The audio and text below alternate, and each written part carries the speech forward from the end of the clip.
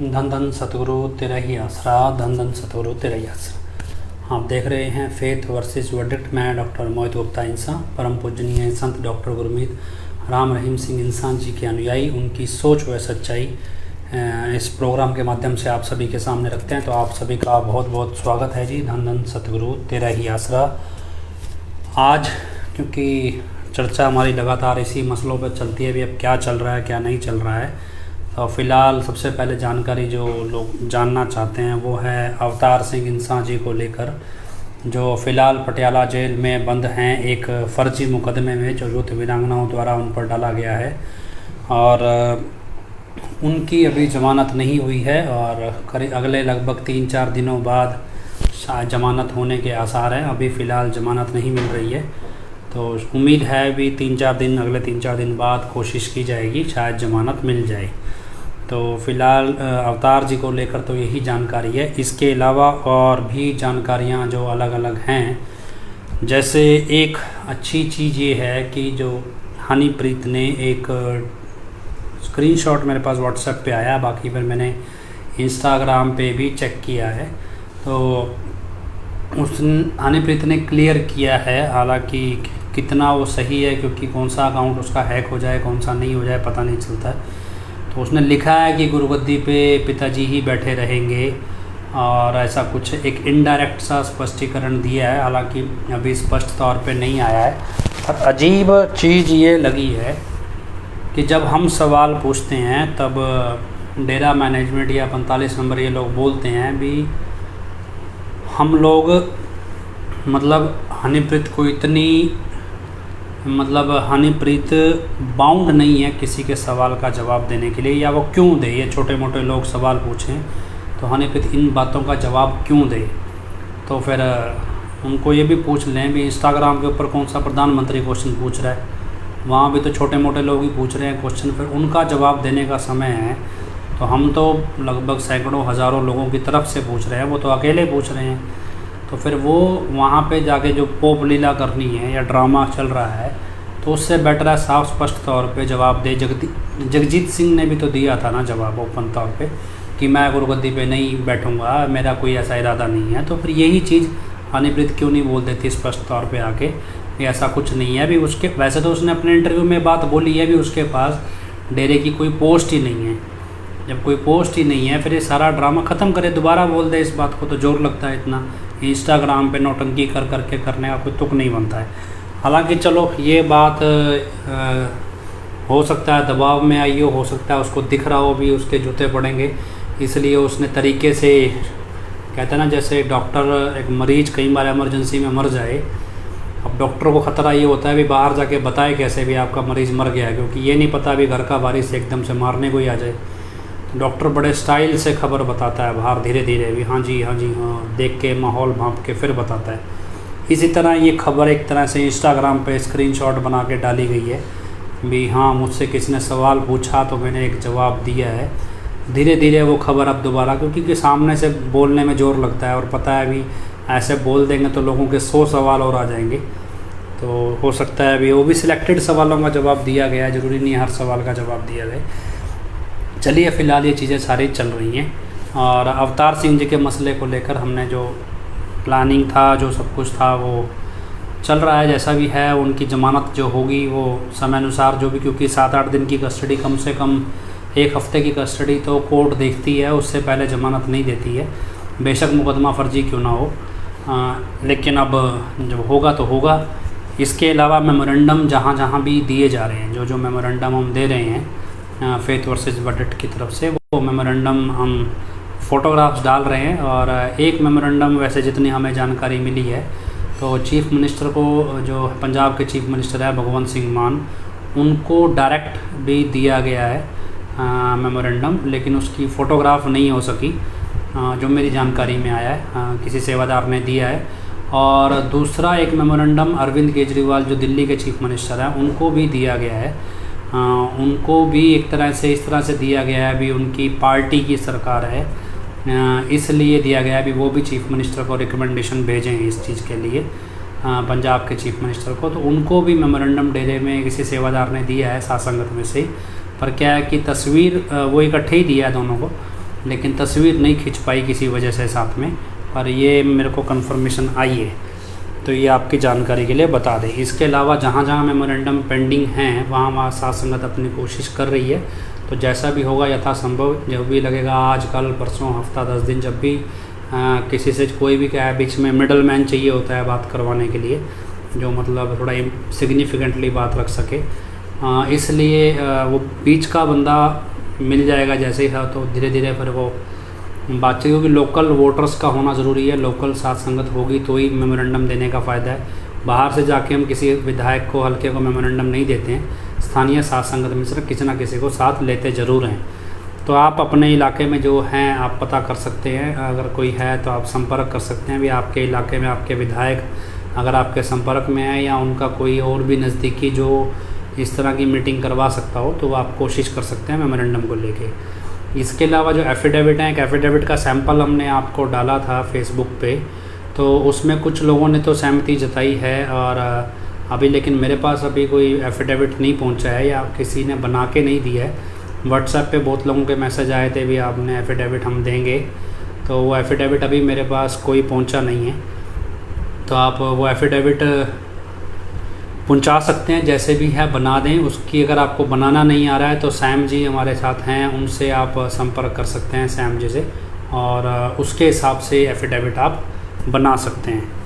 और इसके अलावा और जो चीज़ें हैं जो हम कर रहे हैं, एक कंप्लेंट तैयार की है हमने, कंप्लेंट कह सकते हैं या एप्लीकेशन कह सकते हैं, वो तैयार की है, तो वो पहले भी तैयार हो रही थी, और इसलिए वो कंप्लेंट अब हम लगभग तैयार है, थोड़ा सा उसमें कमी रह गई है, वो भी थोड़ा लीगल ओपिनियन उसमें लिया जा रहा है।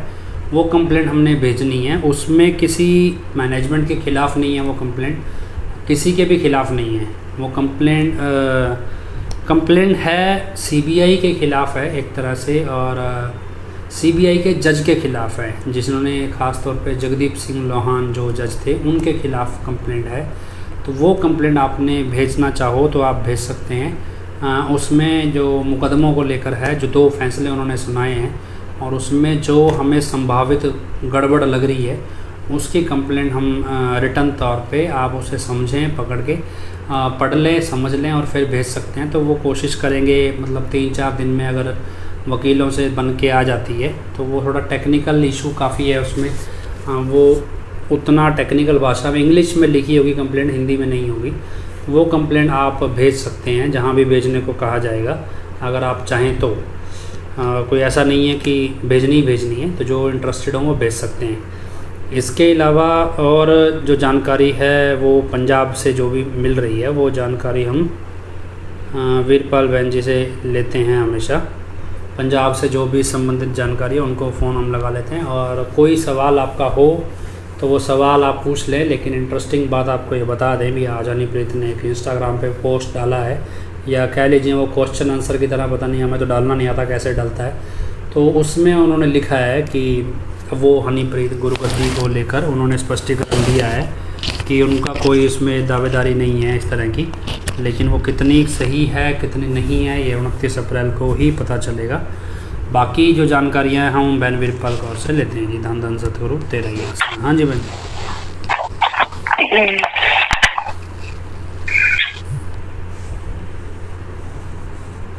फ़ोन कट गया, दोबारा लगा लेते हैं।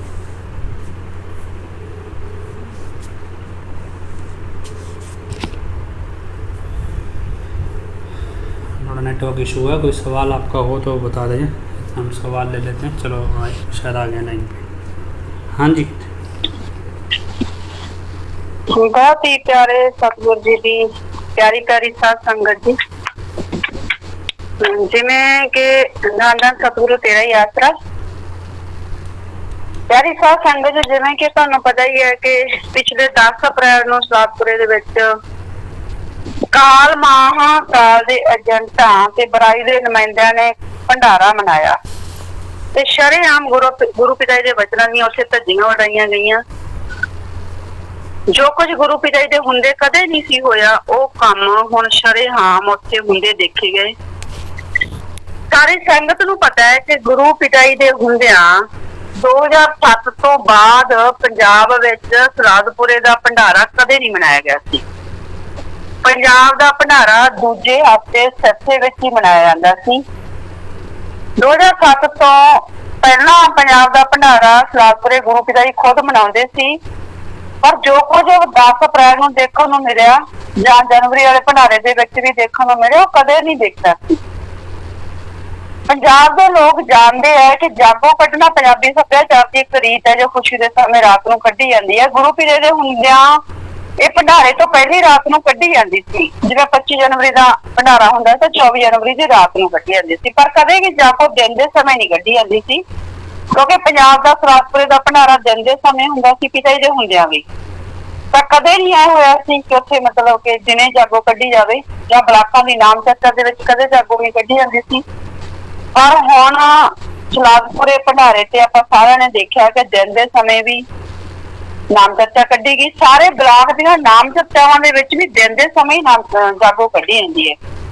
ਗੁਰੂ ਪਿਤਾ ਜੀ ਨੇ ਇੱਕ ਵਾਰੀ ਕਿਸੇ ਸਵਾਲ ਦੇ ਜਵਾਬ ਦੇ ਵਿੱਚ ਇਹ ਕਿਹਾ ਸੀ, ਵੀ ਕਿਸੇ ਨੇ ਪੁੱਛਿਆ ਸੀ ਵੀ ਕਲਯੁਗ ਦੀ ਕੀ ਨਿਸ਼ਾਨੀ ਹੁੰਦੀ ਹੈ, ਤਾਂ ਗੁਰੂ ਪਿਤਾ ਜੀ ਨੇ ਜਵਾਬ ਦਿੱਤਾ ਸੀ ਵੀ ਕਲਯੁਗ ਦੇ ਵਿੱਚ ਲੋਕਾਂ ਦੀ ਜਿਹੜੀ ਖੋਪੜੀ ਹੈ ਨਾ ਉਹ ਉਲਟੀ ਹੋ ਜਾਂਦੀ ਹੈ, ਪੁੱਠੀ ਹੋ ਜਾਂਦੀ ਹੈ, ਤੇ ਫਿਰ ਸੋਚਣ ਸ਼ਕਤੀ ਵੀ ਸਾਰਿਆਂ ਦੀ ਉਹਨਾਂ ਦੀ ਫਿਰ ਪੁੱਠੀ ਹੋ ਜਾਂਦੀ ਹੈ, ਮਤਲਬ ਉਲਟਾ ਸੋਚਦੀ ਹੈ। ਜਦੋਂ ਖੋਪੜੀ ਉਲਟੀ ਹੋ ਜਾਂਦੀ ਹੈ ਤਾਂ ਫਿਰ ਕਹਿੰਦੇ ਉਹਨਾਂ ਦੀ ਸੋਚਣ ਸ਼ਕਤੀ ਉਲਟੀ ਹੋ ਜਾਂਦੀ, ਤੇ ਫਿਰ ਉਹ ਸੋਚਦਾ ਇਹ ਵੀ ਪੁੱਠਾ ਤੇ ਕਰਦੇ ਵੀ ਪੁੱਠਾ। ਕੁਝ ਜੋ ਉੱਥੇ ਹੋ ਰਿਹਾ ਸੀ ਇਸ ਵਾਰ ਸਲਾਦਪੁਰੇ ਦੇ ਵਿੱਚ ਵੀਡੀਓ ਕਾਫੀ ਵਾਇਰਲ ਹੋਇਆ, 45 ਮੈਂਬਰ ਭੈਣਾਂ ਤੇ ਯੂਥ ਵੀਰਾਂਗਨਾਵਾਂ ਕਿਵੇਂ ਅੱਗੇ ਹੋ ਕੇ ਉੱਥੇ ਕਿਕਲੀਆਂ ਪਾ ਪਾ ਕੇ ਨੱਚ ਰਹੀਆਂ ਸੀ। ਤਾਂ ਇਹ ਸਾਰਾ ਕੁਝ ਦੇਖ ਕੇ ਗੁਰੂ ਪਿਤਾ ਜੀ ਦੇ ਉਹ ਬਚਨ ਯਾਦ ਆ ਰਹੇ ਸੀ ਕਿ ਸੱਚਮੁੱਚ ਜਿਹੜੇ ਕਾਲ ਦੇ ਏਜੰਟ ਆ ਇਹਨਾਂ ਦੀ ਖੋਪੜੀ ਹੈ ਜਿਹੜੀ ਉਹ ਪੁੱਠੀ ਹੋ ਗਈ ਹੈ, ਤੇ ਇਸੇ ਕਰਕੇ ਇਹ ਇੰਨੇ ਪੁੱਠੇ ਕੰਮ ਆ ਜਿਹੜੇ ਉਹ ਕਰ ਰਹੇ ਆ। ਜੋ ਚੀਜ਼ਾਂ ਦੁਨੀਆ ਨੂੰ ਵੀ ਜਿਹੜੀ ਬੇਸ਼ੱਕ ਨਾਨ ਸਤਸੰਗੀ ਹੈ, ਜਿਹੜੇ ਲੋਕ ਤਾਂ ਗੈਰ ਸਤਸੰਗੀ ਹੈ, ਉਹ ਵੀ ਇਸ ਤੇ ਕੁਐਸਚਨ ਮਾਰਕ ਕਰ ਰਹੇ ਆ ਕਿ ਵੀ ਮਤਲਬ ਇਹ ਕਿਸ ਟਾਈਪ ਦੀ ਖੁਸ਼ੀ ਮਨਾ ਰਹੀ ਹੈ ਤੁਹਾਡੀ ਸੰਗਤ, ਜਦੋਂ ਕਿ ਤੁਹਾਡੇ ਗੁਰੂ ਜੀ ਤਾਂ 5 ਸਾਲ ਤੋਂ ਜੇਲ੍ਹ 'ਚ ਬੈਠੇ ਆ। ਤਾਂ ਅਗਰ ਜੇ ਕਿਸੇ ਨੂੰ ਉਹਨਾਂ ਨੂੰ ਪੁੱਛਿਆ ਜਾਂਦਾ ਕਿ ਵੀ ਇਹ ਸਾਰਾ ਕਿਉਂ ਕਰਦੇ ਆ ਤੁਸੀਂ, ਵੀ ਇੰਨਾ ਕਿਉਂ, ਘੱਟੋ ਘੱਟ ਲੋਕ ਲਾਜ ਹੀ ਰੱਖ ਲਿਆ ਕਰੋ। ਵੀ ਕਹਿੰਦੇ ਹੁੰਦੇ ਕਹਾਵਤ, ਕਹਿੰਦੇ ਵੀ ਜੇ ਰੋਣਾ ਨਾ ਆਵੇ ਤਾਂ ਰੋਣ ਵਰਗਾ ਮੂੰਹ ਕਰ ਲਵੇ। ਵੀ ਤੁਸੀਂ ਇੰਨਾ ਕਿਉਂ ਮਤਲਬ ਕਿ ਸਾਧ ਸੰਗਤ ਨੂੰ ਬਦਨਾਮ ਕਰ ਰਹੇ ਆ, ਜਾਂ ਲੋਕ ਕੀ ਸੋਚ ਰਹੇ ਆ ਸਾਡੀ ਸਾਧ ਸੰਗਤ ਬਾਰੇ। ਵੀ ਇੱਕ ਜਿਸ ਸਾਧ ਸੰਗਤ ਦਾ ਗੁਰੂ ਪਿਛਲੇ 5 ਸਾਲ ਤੋਂ ਜੇਲ੍ਹ 'ਚ ਬੈਠਾ ਹੈ, ਪਰੇਸ਼ਾਨ, ਉੱਥੇ ਪਤਾ ਹੀ ਨਹੀਂ ਸਾਨੂੰ ਵੀ ਉਹ ਕਿਸ ਹਾਲਤ ਦੇ ਵਿੱਚ, ਉਹਨਾਂ ਦੀ ਕੋਈ ਆਵਾਜ਼ ਬਾਹਰ ਨਹੀਂ ਆ ਰਹੀ, ਕੋਈ ਉਹਨਾਂ ਦੀ ਤਸਵੀਰ ਬਾਹਰ ਨਹੀਂ ਆ ਰਹੀ, ਤਾਂ ਫਿਰ ਇਹ ਸਾਧ ਸੰਗਤ ਤੁਹਾਡੀ ਇੰਨੀਆਂ ਖੁਸ਼ੀਆਂ ਕਿਉਂ ਮਨਾਉਂਦੀ ਹੈ? ਵੀ ਤੁਸੀਂ ਇਹ ਥੋੜਾ ਜਿਹਾ ਤਾਂ ਕੋਈ ਲੋਕ ਲਾਜ ਰੱਖਿਆ ਕਰੋ। ਤਾਂ ਅੱਗੋਂ ਬੜਾ ਬੇਸ਼ਰਮੀ ਭਰਿਆ ਇਹਨਾਂ ਲੋਕਾਂ ਦਾ ਜਵਾਬ ਆਉਂਦਾ ਹੈ ਕਿ ਉੱਥੇ ਤਾਂ ਪਿਤਾ ਜੀ ਮਤਲਬ ਕਿ ਉੱਥੇ ਤਾਂ ਮਾਲਕ ਹੈ ਜਿਹੜਾ ਹਾਜ਼ਰ ਨਾਜ਼ਰ ਹੈ, ਮਹਿਸੂਸ ਹੁੰਦਾ ਹੈ, ਉੱਥੇ ਮਾਲਕ ਹਾਜ਼ਰ ਨਾਜ਼ਰ ਮਹਿਸੂਸ ਹੁੰਦਾ ਸੀ ਸਲਾਦਪੁਰੇ। ਤੇ ਇਸੇ ਕਰਕੇ ਸਾਰਿਆਂ ਨੂੰ ਮਸਤੀ ਚੜੀ ਹੋਈ ਤੇ ਸਾਰੇ ਮਸਤੀ ਨਾਲ ਨੱਚ ਰਹੇ ਸੀ, ਸਾਰੀ ਸੰਗਤ ਹੀ ਨੱਚ ਰਹੀ ਸੀ। ਕਮਾਲ ਹੈ, ਤੁਸੀਂ ਸ਼ਬਦ ਲਾਇਆ ਉੱਥੇ ਰੂਬਰੂ ਨਾਈਟ ਦਾ, ਗੁਰੂ ਪਿਤਾ ਜੀ ਦਾ ਰੂਬਰੂ ਨਾਈਟ ਦੇ ਵਿੱਚ ਜੋ ਸ਼ਬਦ ਪਿਤਾ ਜੀ ਨੇ ਬੋਲੇ ਸੀ, ਗਾਏ ਆ ਜਾਂ ਉਹ ਪਿਤਾ ਜੀ ਨੇ ਇਹ ਕਿਹਾ ਸੀ, ਬੇਟਾ ਜਿਹੜਾ ਤੁਸੀਂ ਵਿਆਹ ਸ਼ਾਦੀਆਂ ਦੇ ਵਿੱਚ ਇੰਨਾ ਗੰਦ ਮੰਦ ਸੁਣਦੇ ਆ ਵੀ ਉਹ ਨਾ ਸੁਣਿਆ ਕਰੋ, ਵਿਆਹ ਸ਼ਾਦੀਆਂ ਦੇ ਵਿੱਚ ਤੁਸੀਂ ਇਹ ਸ਼ਬਦ ਲਾ ਲਿਆ ਕਰੋ। ਪਰ ਹੁਣ ਉਹੀ ਸ਼ਬਦ ਹੈ ਜਿਹੜੇ ਬਲਾਕਾਂ ਦੇ ਨਾਮ ਚਰਚਾ ਦੇ ਵਿੱਚ ਲਾਏ ਜਾਂਦੇ ਤੇ ਉਹੀ ਭੰਡਾਰਿਆਂ ਦੇ ਵਿੱਚ ਲਾਏ ਜਾਂਦੇ ਆ। ਤੁਸੀਂ ਗੁਰੂ ਜੇਲ੍ਹ 'ਚ ਬੈਠਾ ਉਹ ਤੁਹਾਨੂੰ ਦਿਖਦਾ ਨਹੀਂ, ਉਹਦੀ ਪਰੇਸ਼ਾਨੀ ਨਹੀਂ ਦਿਖਦੀ, ਉਹ ਕਿਸ ਹਾਲ 'ਚ ਉਹ ਨਹੀਂ ਦਿਖਦਾ, ਇੰਨੀ ਗਰਮੀ ਵੱਧ ਗਈ ਅਚਾਨਕ, ਤਾਂ ਕੀ ਹਾਲਤ ਉਹਨਾਂ ਦੀ ਇੱਕ ਕਮਰੇ ਦੇ ਵਿੱਚ ਹੁੰਦੀ ਆ ਉਹ ਨਹੀਂ ਕਿਸੇ ਨੂੰ ਦਿਖਾਈ ਦਿੰਦੀ। ਕਮਾਲ ਆ, ਉੱਥੇ ਉਹਨਾਂ ਜਿਹੜੇ ਲੋਕਾਂ ਨੇ ਜਾਂ ਜਿੰਨੇ ਜ਼ਿੰਮੇਵਾਰਾਂ ਨੇ ਜਾਂ ਜਿੰਨੇ 45 ਮੈਂਬਰਾਂ ਨੇ, ਰਾਜਨੀਤਿਕ ਵਿੰਗ ਦੇ ਮੈਂਬਰਾਂ ਨੇ, ਜਿੰਨਾ ਯੂਥ ਵੀਰਾਂਗਨਾਵਾਂ ਨੇ ਗੁਰੂ ਪਿਤਾ ਜੀ ਨੂੰ ਜੇਲ੍ਹ 'ਚ ਬਿਠਾਇਆ, ਜਿੰਨਾ ਜ਼ਿੰਮੇਵਾਰਾਂ ਨੇ ਪੰਚਕੂਲੇ 'ਚ ਸੈਂਕੜੇ ਭਾਈ ਭੈਣ ਮਰਵਾਤੇ, ਜਿੰਨਾ ਜ਼ਿੰਮੇਵਾਰਾਂ ਨੇ ਪੰਚਕੂਲਾ 'ਚ ਹਜ਼ਾਰਾਂ ਦੀ ਗਿਣਤੀ ਦੇ ਵਿੱਚ ਭੈਣ ਭਾਈ ਜ਼ਖਮੀ ਕਰਵਾਤੇ, ਜਿੰਨੇ ਜ਼ਿੰਮੇਵਾਰਾਂ ਨੇ ਹਜ਼ਾਰਾਂ ਦੀ ਗਿਣਤੀ ਦੇ ਵਿੱਚ ਸੰਗਤ ਤੇ ਕੇਸ ਪਵਾਤੇ, ਤੇ ਝੂਠ ਬੋਲ ਕੇ ਸੰਗਤ ਨੂੰ ਲਗਾਤਾਰ ਗੁੰਮਰਾਹ ਕੀਤਾ ਜਾ ਰਿਹਾ। ਕਮਾਲ ਹੈ ਵੀ ਉੱਥੇ ਮਾਲਕ ਦੀ ਜਿਹੜੀ ਹਾਜ਼ਰ ਨਾਜ਼ਰ ਮਹਿਸੂਸ ਹੋਣਾ ਮਾਲਕ ਦਾ, ਉਹ ਸਿਰਫ ਇਹਨਾਂ ਲੋਕਾਂ ਨੂੰ ਹੀ ਦਿਖਾਈ ਦਿੰਦਾ, ਇਹਨਾਂ ਲੋਕਾਂ ਨੂੰ ਮਹਿਸੂਸ ਹੁੰਦਾ ਜੋ ਉੱਥੇ ਕਿਕਲੀਆਂ ਪਾ ਪਾ ਕੇ ਨੱਚ ਰਹੀਆਂ ਸੀ, ਹੋਰ ਕਿਸੇ ਨੂੰ ਤਾਂ ਦਿਖਾਈ ਨਹੀਂ ਦਿੱਤਾ। ਇਹੀ ਸੇਮ ਘਟਨਾ ਇਹ ਜਾਣਬੁੱਝ ਕੇ ਪਿਆਰੀ ਸਾਧ ਸੰਗਤ ਜੀ ਵੈਲ ਪਲਾਨ ਚੱਲ ਰਿਹਾ ਸਾਰਾ ਕੁਝ। ਪਹਿਲਾਂ ਇੱਥੇ ਸਰਸੇ ਦੇ ਵਿੱਚ ਵੀ ਮੈਨੂੰ ਭੈਣਾਂ ਨੇ ਦੱਸਿਆ ਸੀ, ਕਹਿੰਦੇ ਕੁਝ 45 ਮੈਂਬਰ ਭੈਣਾਂ ਸਟੇਜ ਤੇ ਨੱਚ ਰਹੀਆਂ ਸੀ, ਜਿਹੜੀਆਂ ਦੀ ਗੇਟ ਤੇ ਡਿਊਟੀ ਸੀ ਉਹ ਗੇਟ ਤੇ ਹੀ ਨੱਚ ਰਹੀਆਂ ਸੀ। ਤੇ ਜਦੋਂ ਉਹਨਾਂ 45 ਮੈਂਬਰ ਭੈਣਾਂ ਨੂੰ ਜੋ ਗੇਟ ਤੇ ਨੱਚ ਰਹੀਆਂ ਸੀ ਉਹਨੂੰ ਪੁੱਛਿਆ ਗਿਆ ਕਿ ਤੁਸੀਂ ਇੱਥੇ ਕਿਉਂ ਨੱਚ ਰਹੀਆਂ ਗੇਟ ਤੇ ਉਹਨਾਂ ਦਾ ਬੜਾ ਬੇਸ਼ਰਮੀ ਭਰਿਆ ਜਵਾਬ ਸੀਗਾ, ਕਹਿੰਦੀਆਂ ਲੈ ਪਿਤਾ ਹੀ ਤਾਂ ਕੇ ਸਟੇਜ ਤੇ ਬੈਠੇ ਦਿਖਾਈ ਦੇ ਰਹੇ ਆ ਸਾਰਿਆਂ ਨੂੰ, ਖੁਸ਼ੀਆਂ ਛੱਡ ਰਹੇ ਆ, ਇਸੇ ਕਰਕੇ ਅਸੀਂ ਨੱਚ ਰਹੇ ਆ, ਤੁਹਾਨੂੰ ਨਹੀਂ ਦਿਖਾਈ ਦਿੰਦੇ। ਕਮਾਲ ਦੀ ਗੱਲ ਹੈ, ਆਮ ਸਾਧ ਸੰਗਤ ਨੂੰ ਪਿੱਛੇ ਬੈਠੇ ਦਿਖਾਈ ਨਹੀਂ ਦੇ ਰਿਹਾ। ਇਹ ਸਿਰਫ ਤੇ ਸਿਰਫ ਅਚਾਨਕ ਇਹ 45 ਮੈਂਬਰ ਭੈਣਾਂ ਨੂੰ ਜਾਂ ਆ ਜੂਤ ਵਰਾਂਗਣਾਵਾਂ ਵਾਲੀਆਂ ਨੂੰ ਇਹਨਾਂ ਨੂੰ ਵੀ ਕਿਉਂ ਦਿਖਾਈ ਦੇਣ ਲੱਗ ਪਏ? ਪੱਤਿਆਂ ਚੋਂ ਨਿਕਲ ਕੇ ਤੇ ਜਾਂ ਪਰਛਾਈਆਂ ਚੋਂ ਨਿਕਲ ਕੇ ਹੁਣ ਇਹਨਾਂ ਨੂੰ ਸਟੇਜ ਤੇ ਸਿੱਧਾ ਦਿਖਾਈ ਦੇਣ ਲੱਗ ਗਏ। ਕਮਾਲ ਹੈ। ਕਹਿੰਦੇ ਹੁੰਦੇ ਨਾਲੇ ਚੋਰ ਨਾਲੇ ਚਤਰਾਈ, ਨਾਲੇ ਤਾਂ ਸਤਿਗੁਰ ਨੂੰ ਜੇਲ੍ਹ 'ਚ ਬਿਠਾਤਾ, ਉਸ ਤੋਂ ਬਾਅਦ ਉਹਦਾ ਕੋਈ ਪੁੱਛਿਆ ਵੀ ਨਹੀਂ, ਹਾਲ ਵੀ ਨਹੀਂ, ਸੰਗਤ ਨੂੰ ਕੋਈ ਦਿਖਾਉਂਦੇ ਵੀ ਨਹੀਂ, ਕੋਈ ਦਰਸ਼ਨ ਨਹੀਂ ਕਰਾਉਂਦੇ, ਸਾਨੂੰ ਕੁਛ ਦੱਸਦੇ ਵੀ ਨਹੀਂ ਸਾਡਾ ਗੁਰੂ ਪਿਤਾ ਜੀ ਕਿਵੇਂ ਹੈ। ਤੇ ਉਲਟਾ ਇਹ ਕਿਹਾ ਜਾ ਰਿਹਾ ਕਿ ਸਾਨੂੰ ਤਾਂ ਹੁਣ ਉਹ ਕਹਿੰਦੇ ਕਿ ਉੱਥੇ ਪਲ ਪਲ ਦਿਖਾਈ ਦਿੰਦਾ, ਸਾਨੂੰ ਤਾਂ ਉਹਨਾਂ ਦੀ ਰਹਿਮਤ ਮਹਿਸੂਸ ਹੁੰਦੀ ਹੈ। ਵੀ ਇੰਨਾ ਬੇਸ਼ਰਮੀ ਦਾ ਜਿਹੜਾ ਉੱਥੇ ਨਾਚ ਨੱਚਿਆ ਜਾ ਰਿਹਾ ਸੀ, ਸਾਰਾ ਕੁਛ ਦੇਖ ਕੇ ਖੁਦ ਨੂੰ ਵੀ ਸ਼ਰਮ ਆਉਂਦੀ ਸੀ। ਪਿਆਰੀ ਸਾਧ ਸੰਗਤ ਜੀ, ਜਿਹੜਾ ਨਾਟਕ ਕੀਤਾ ਜਾਂਦਾ ਹੈ ਕਿ ਉਹਨਾਂ ਨੂੰ ਤਾਂ ਮਾਸੀ ਚੜੀ ਹੋਈ ਸੀ, ਉਹਨਾਂ ਨੂੰ ਤਾਂ ਵੀ ਕਮਾਲ। ਤੁਸੀਂ ਗੁਰੂ ਪਿਤਾ ਜੀ ਦੇ ਰੂਬਰੂ ਨਾਈਟ ਵਾਲੇ ਨਾ ਸ਼ਬਦ ਨਾ ਲਾਓ, ਤੁਸੀਂ ਜਦਾਈ ਵਾਲੇ ਤੇ ਵੈਰਾਗ ਵਾਲੇ ਸ਼ਬਦ ਲਾਓ, ਉਸ ਤੋਂ ਬਾਅਦ ਦੱਸੋ ਫਿਰ ਵੀ ਤੁਹਾਨੂੰ ਮਾਸੀ ਚੜ੍ਹਦੀ ਹੈ ਕਿ ਨਹੀਂ ਚੜ੍ਹਦੀ। 28 ਫਰਵਰੀ ਨੂੰ ਜਦੋਂ ਉੱਥੇ ਸਾਰੀ ਸੰਗਤ ਰਵਾਉਣ ਦਾ ਨਾਟਕ ਕੀਤਾ ਗਿਆ ਸੀ ਤੇ ਫਿਰ ਉਦੋਂ ਤਾਂ ਕਿਸੇ ਨੂੰ ਮਾਸੀ ਚੜੀ ਨਾ, ਉਦੋਂ ਤਾਂ ਕੋਈ ਉੱਠ ਕੇ ਨੱਚਿਆ ਨਾ, ਉਦੋਂ ਤਾਂ ਸਾਰੇ ਰੋਣ ਲਾਤੇ। ਤੁਸੀਂ ਜਦੋਂ ਤੁਹਾਡਾ ਜੀ ਕਰੇ ਤੁਸੀਂ ਸੰਗਤ ਨੂੰ ਰੋਣ ਲਾ ਦਿਓ, ਜਦੋਂ ਤੁਹਾਡਾ ਜੀ ਕਰੇ ਤੇ ਸੰਗਤ ਨੂੰ ਇਹ ਕਹਿ ਕੇ ਨਚਾਉਣ ਲਾ ਦਿਓ ਕਿ ਸਾਨੂੰ ਤਾਂ ਇੱਥੇ ਮਤਲਬ ਕਿ ਮਾਸੀ ਛੱਡੀ ਹੋਈ ਹੈ, ਗੁਰੂ ਪਿਤਾ ਜੀ ਤਾਂ ਸਾਨੂੰ ਸਟੇਜ ਤੇ ਹੀ ਦਿਖਾਈ ਦਿੰਦੇ ਆ। ਵੀ ਕਮਾਲ ਹੈ। ਗੁੰਮਰਾਹ ਤੁਸੀਂ ਸੰਗਤ ਨੂੰ ਪੈਰ ਪੈਰ ਤੇ ਕਰ ਰਹੇ ਹੋ। 2007 ਦੇ ਵਿੱਚ ਪਹਿਲਾਂ ਸੰਗਤ ਇਹਨਾਂ ਹੀ ਜ਼ਿੰਮੇਵਾਰਾਂ ਨੇ ਗੁੰਮਰਾਹ ਕੀਤੀ ਜਿਹੜੇ ਸਲਾਦਪੁਰੇ ਖੜੇ ਸੀ, ਆਗੂ ਬਣੇ ਹੋਏ ਸੀ ਜਿਹੜੇ ਉੱਥੇ ਸਟੇਜ ਸੈਕਟਰੀ ਦਾ ਕੰਮ ਕਰ ਰਹੇ ਸੀ। 2010 ਦੇ ਵਿੱਚ ਵੀ ਇਹਨਾਂ ਲੋਕਾਂ ਨੇ ਗੁੰਮਰਾਹ ਕਰਕੇ ਸਾਧ ਸੰਗਤ ਤੋਂ ਅੱਗਾ ਲਵਾ ਦੇਣਾ, ਐਡੀ ਵੱਡੀ ਅਫਜ਼ਨੀ ਕਰਵਾ ਦਿੱਤੀ। 2015 ਦੇ ਵਿੱਚ ਸਾਧ ਸੰਗਤ ਗੁੰਮਰਾਹ ਕਰਤੀ, 2017 ਦੇ ਵਿੱਚ ਗੁੰਮਰਾਹ ਕਰਤੀ। ਬਾਰ-ਬਾਰ ਸਾਧ ਸੰਗਤ ਨੂੰ ਗੁੰਮਰਾਹ ਇਹ ਖੁਦ ਕਰ ਰਹੇ ਹੈ, ਜਿਹੜੇ ਇਹਨਾਂ ਦੇ ਚੈਨਲ ਆ ਉਹ ਵੀ ਗੁੰਮਰਾਹ ਕਰ ਰਹੇ ਹੈ। ਤੇ ਉਲਟਾ ਉੱਥੇ ਨਾਰਾ ਕੀ ਲਵਾਇਆ ਗਿਆ ਵੀ ਉਹ ਖੋਪੜੀ ਉਲਟੀ ਵਾਲੀ ਗੱਲ ਆ। ਪਿਆਰੀ ਸਾਧ ਸੰਗਤ ਜੀ, ਜੇ ਦੇਖਿਆ ਜਾਵੇ ਤਾਂ ਸੱਚਮੁੱਚ ਇਹਨਾਂ ਦੀ ਖੋਪੜੀ ਉਲਟੀ ਹੋ ਗਈ। ਪਹਿਲਾਂ ਤਾਂ ਇਹ ਕਿਹਾ ਗਿਆ ਵੀ ਕੁਝ ਚੈਨਲ ਆ ਜਿਹੜਾ ਉਹ ਸੰਗਤ ਨੂੰ ਗੁੰਮਰਾਹ ਕਰ ਰਹੇ ਆ, ਕਿਸੇ ਨੇ ਉਹਨਾਂ ਚੈਨਲਾਂ ਨੂੰ ਦੇਖਣਾ ਨਹੀਂ ਹੈ, ਸਿਰਫ ਜੋ ਡੇਰੇ ਦੇ ਮਤਲਬ ਕਿ ਆਫੀਸ਼ੀਅਲ ਚੈਨਲ ਆ ਤੁਸੀਂ ਉਹੀ ਦੇਖਣੇ ਆ। ਇਹ ਤਾਂ ਡਿਕਟੇਟਰਸ਼ਿਪ ਹੋਊਗੀ, ਆਜ਼ਾਦੀ ਥੋੜੀ ਹੈ ਇਹ। ਇਹਨੂੰ ਅਸੀਂ ਆਜ਼ਾਦ ਦੇਸ਼ ਦੇ ਵਿੱਚ ਥੋੜੀ ਫਿਰ ਉਹ ਰਹਿ ਰਹੇ ਆ ਉਹ ਲੋਕ। ਉਹ ਸੰਗਤ ਜੇ ਉਹਨਾਂ ਨੇ ਗੁਰੂ ਪਿਤਾ ਜੀ ਤੋਂ ਨਾਮ ਲੈ ਕੇ ਸੱਚੇ ਸੌਦੇ ਨਾਲ ਜੁੜ ਗਏ ਤਾਂ ਮਤਲਬ ਇਹ ਥੋੜੀ ਹੈ ਵੀ ਤੁਸੀਂ ਉਹਨਾਂ ਤੇ ਡਿਕਟੇਟਰਸ਼ਿਪ ਕਰੋ। ਇਹ ਤਾਂ ਸਾਡੇ ਸੰਵਿਧਾਨ ਦਾ ਕਾਨੂੰਨ ਹੀ ਨਹੀਂ ਕਿ ਤੁਸੀਂ ਕਿਸੇ ਨੂੰ ਇਹ ਨਾਰੇ ਲਗਵਾਓ ਹੱਥ ਖੜੇ ਕਰਕੇ ਕਿ ਤੁਸੀਂ ਆਹ ਦੇਖਣਾ ਤੇ ਆਹ ਨਹੀਂ ਦੇਖਣਾ। ਤੁਸੀਂ ਸਾਧ ਸੰਗਤ ਨੂੰ ਇਹ ਹੁਕਮ ਦੇਣ ਵਾਲੇ ਹੁੰਦੇ ਕੌਣ ਹੈ ਕਿ ਤੁਸੀਂ ਆਹ ਚੀਜ਼ ਦੇਖਣੀ ਹੈ ਤੇ ਆਹ ਨਹੀਂ ਦੇਖਣੀ। ਹਾਂ, ਤੁਸੀਂ ਆਪਦੀ ਚੀਜ਼ ਦਾ ਪ੍ਰਚਾਰ ਕਰੋ, ਤੁਸੀਂ ਆਪਦੀ ਚੀਜ਼ ਦਾ ਪ੍ਰਚਾਰ ਕਰ ਸਕਦੇ ਆ ਵੀ ਹਾਂ ਆਹ ਡੇਰੇ ਦੇ ਆਫੀਸ਼ੀਅਲ ਚੈਨਲ ਆ ਵੀ ਸਾਧ ਸੰਗਤ ਦੇਖੀ। ਪਰ ਹੱਥ ਖੜੇ ਕਰਵਾ ਕੇ ਨਾਰਾ ਲਗਵਾਉਣਾ ਕਿ ਜੋ ਚੈਨਲ ਗੁੰਮਰਾਹ ਕਰ ਰਹੇ ਉਹ ਦੇਖਣੇ ਨਹੀਂ, ਤਾਂ ਪਿਆਰੀ ਸਾਧ ਸੰਗਤ ਜੀ ਇਹੋ ਜੇ ਹੱਥ ਖੜੇ ਤਾਂ ਫਿਰ ਇਹਨਾਂ ਨੇ ਵੋਟਾਂ ਤੋਂ ਪਹਿਲਾਂ ਵੀ ਕਰਵਾਏ ਸੀ। ਸਾਰੀ ਸਾਧ ਸੰਗਤ ਯਾਦ ਕਰ ਲਓ, ਸਲਾਦਪੁਰੇ ਜਨਵਰੀ ਦੇ ਭੰਡਾਰੇ ਤੇ ਸਾਰੀ ਸਾਧ ਸੰਗਤ ਤੋਂ ਇੱਕ ਨਾਰਾ ਲਗਵਾ ਕੇ ਹੱਥ ਖੜੇ ਕਰਵਾਏ ਸੀ। ਤਾਂ ਫਿਰ ਉਹ ਵੋਟਾਂ ਦੇ ਵੇਲੇ ਵੋਟਾਂ ਗਿਆ ਕਿੱਧਰ? ਇਹਨਾਂ ਤੋਂ ਨਾ ਇਹ ਪਤਾ ਲੱਗਦਾ ਵੀ ਨਾ ਤਾਂ ਨਾਰੇ ਦੀ ਕੀਮਤ ਜ਼ਿੰਮੇਵਾਰਾਂ ਨੂੰ ਰਹਿ ਗਈ ਹੈ ਤੇ ਨਾ ਹੀ ਨਾਰੇ ਦੀ ਕੀਮਤ ਸੰਗਤ ਨੂੰ। ਮੈਨੂੰ ਕਿਸੇ ਬਾਈ ਦਾ ਫੋਨ ਆਇਆ ਪਰਸੋਂ, ਕਹਿੰਦਾ ਭੈਣ ਜੀ ਅਸੀਂ ਉੱਥੇ ਮੈਂ ਵੀ ਗਿਆ ਸਲਾਦਪੁਰੇ, ਤੇ ਇਹਨਾਂ ਨੇ ਇੱਥੇ ਨਾਰੇ ਲਵਾਏ ਇਸ ਚੀਜ਼ ਦੇ ਕਿ ਜਿਹੜੇ ਚੈਨਲ ਗੁੰਮਰਾਹ ਕਰਦੇ ਉਹ ਦੇਖਣੇ ਨਹੀਂ। ਤੇ ਸਾਰੀ ਸਾਧ ਸੰਗਤ ਹੱਥ ਖੜਾ ਕਰਕੇ ਨਾਰਾ ਲਾਓ ਕਿ ਅਸੀਂ ਨਾ ਤਾਂ ਕਦੇ ਇਹ ਖੁਦ ਚੈਨਲ ਦੇਖਾਂਗੇ ਤੇ ਨਾ ਹੀ ਅਸੀਂ ਅੱਗੇ ਸ਼ੇਅਰ ਕਰਾਂਗੇ ਇਹਨਾਂ ਦੀਆਂ ਕੋਈ ਵੀਡੀਓ, ਤੇ ਅਸੀਂ ਆਪਦੇ ਆਂਢੀ ਗੁਆਂਢੀ ਨੂੰ ਵੀ ਜੋ ਕੋਈ ਦੇਖਦਾ ਹੋਇਆ ਤਾਂ ਉਹਨੂੰ ਵੀ ਰੋਕਾਂਗੇ। ਮਤਲਬ ਆਂਢੀ ਗੁਆਂਢੀ ਤੇ ਵੀ ਅੱਗੇ ਡਿਕਟੇਟਰਸ਼ਿਪ ਵੀ ਉਹਨੂੰ ਵੀ ਅਸੀਂ ਰੋਕਾਂਗੇ। ਵੀ ਇਹ ਨਾਰਾ ਲਵਾਇਆ ਗਿਆ। ਮੈਂ ਕਿਹਾ ਬਾਈ ਜੀ ਫਿਰ ਤੂੰ ਨਾਰਾ ਲਾਇਆ ਆ? ਕਹਿੰਦਾ ਭੈਣ ਜੀ ਆਏ ਸੀ ਨਾ ਫਿਰ ਸਾਡੇ ਪਿੰਡ ਦਾ ਭੰਗੀ ਦਾ ਕੋਲ ਹੀ ਬੈਠਾ ਸੀ ਮੇਰੇ, ਫਿਰ ਜੇ ਮੈਂ ਹੱਥ ਖੜਾ ਕਰਕੇ ਨਾਰਾ ਨਾ ਲਾਉਂਦਾ ਤਾਂ ਉਹਨੇ ਆਣੇ ਕਹਿਣਾ ਸੀਗਾ ਵੀ ਇਹ ਨਾਰਾ ਨਹੀਂ ਲਾਉਂਦਾ। ਇਸ ਕਰਕੇ ਕਹਿੰਦਾ ਨਾਰਾ ਤਾਂ ਮੈਂ ਵੀ ਲਾਇਆ। ਮੈਂ ਚੱਲ ਕੋਈ ਨੀ ਬਾਈ ਜੀ ਫਿਰ ਤੂੰ ਸਾਡਾ ਹੁਣ ਚੈਨਲ ਦੇਖਦਾ ਨਹੀਂ? ਕਹਿੰਦਾ ਨਹੀਂ ਭੈਣੇ ਦੇਖਦਾ। ਮਤਲਬ ਕਿ ਨਾਰਾ ਵੀ ਲਾਇਆ ਆ, ਚੈਨਲ ਵੀ ਦੇਖ ਰਹੇ ਆ। ਫਿਰ ਉਹਨੇ ਆਪ ਹੀ ਇਸ ਗੱਲ ਦਾ ਜਵਾਬ ਦੇਤਾ। ਕਹਿੰਦਾ ਉਹਨਾਂ ਨੇ ਇਹ ਥੋੜੀ ਕਿਹਾ ਸੀ ਵੀ ਫੇਸ ਵਰਸਸ ਵਰਡਿਕਟ ਨਹੀਂ ਦੇਖਣਾ, ਨਾਮ ਤਾਂ ਲਿਆ ਹੀ ਨਹੀਂ।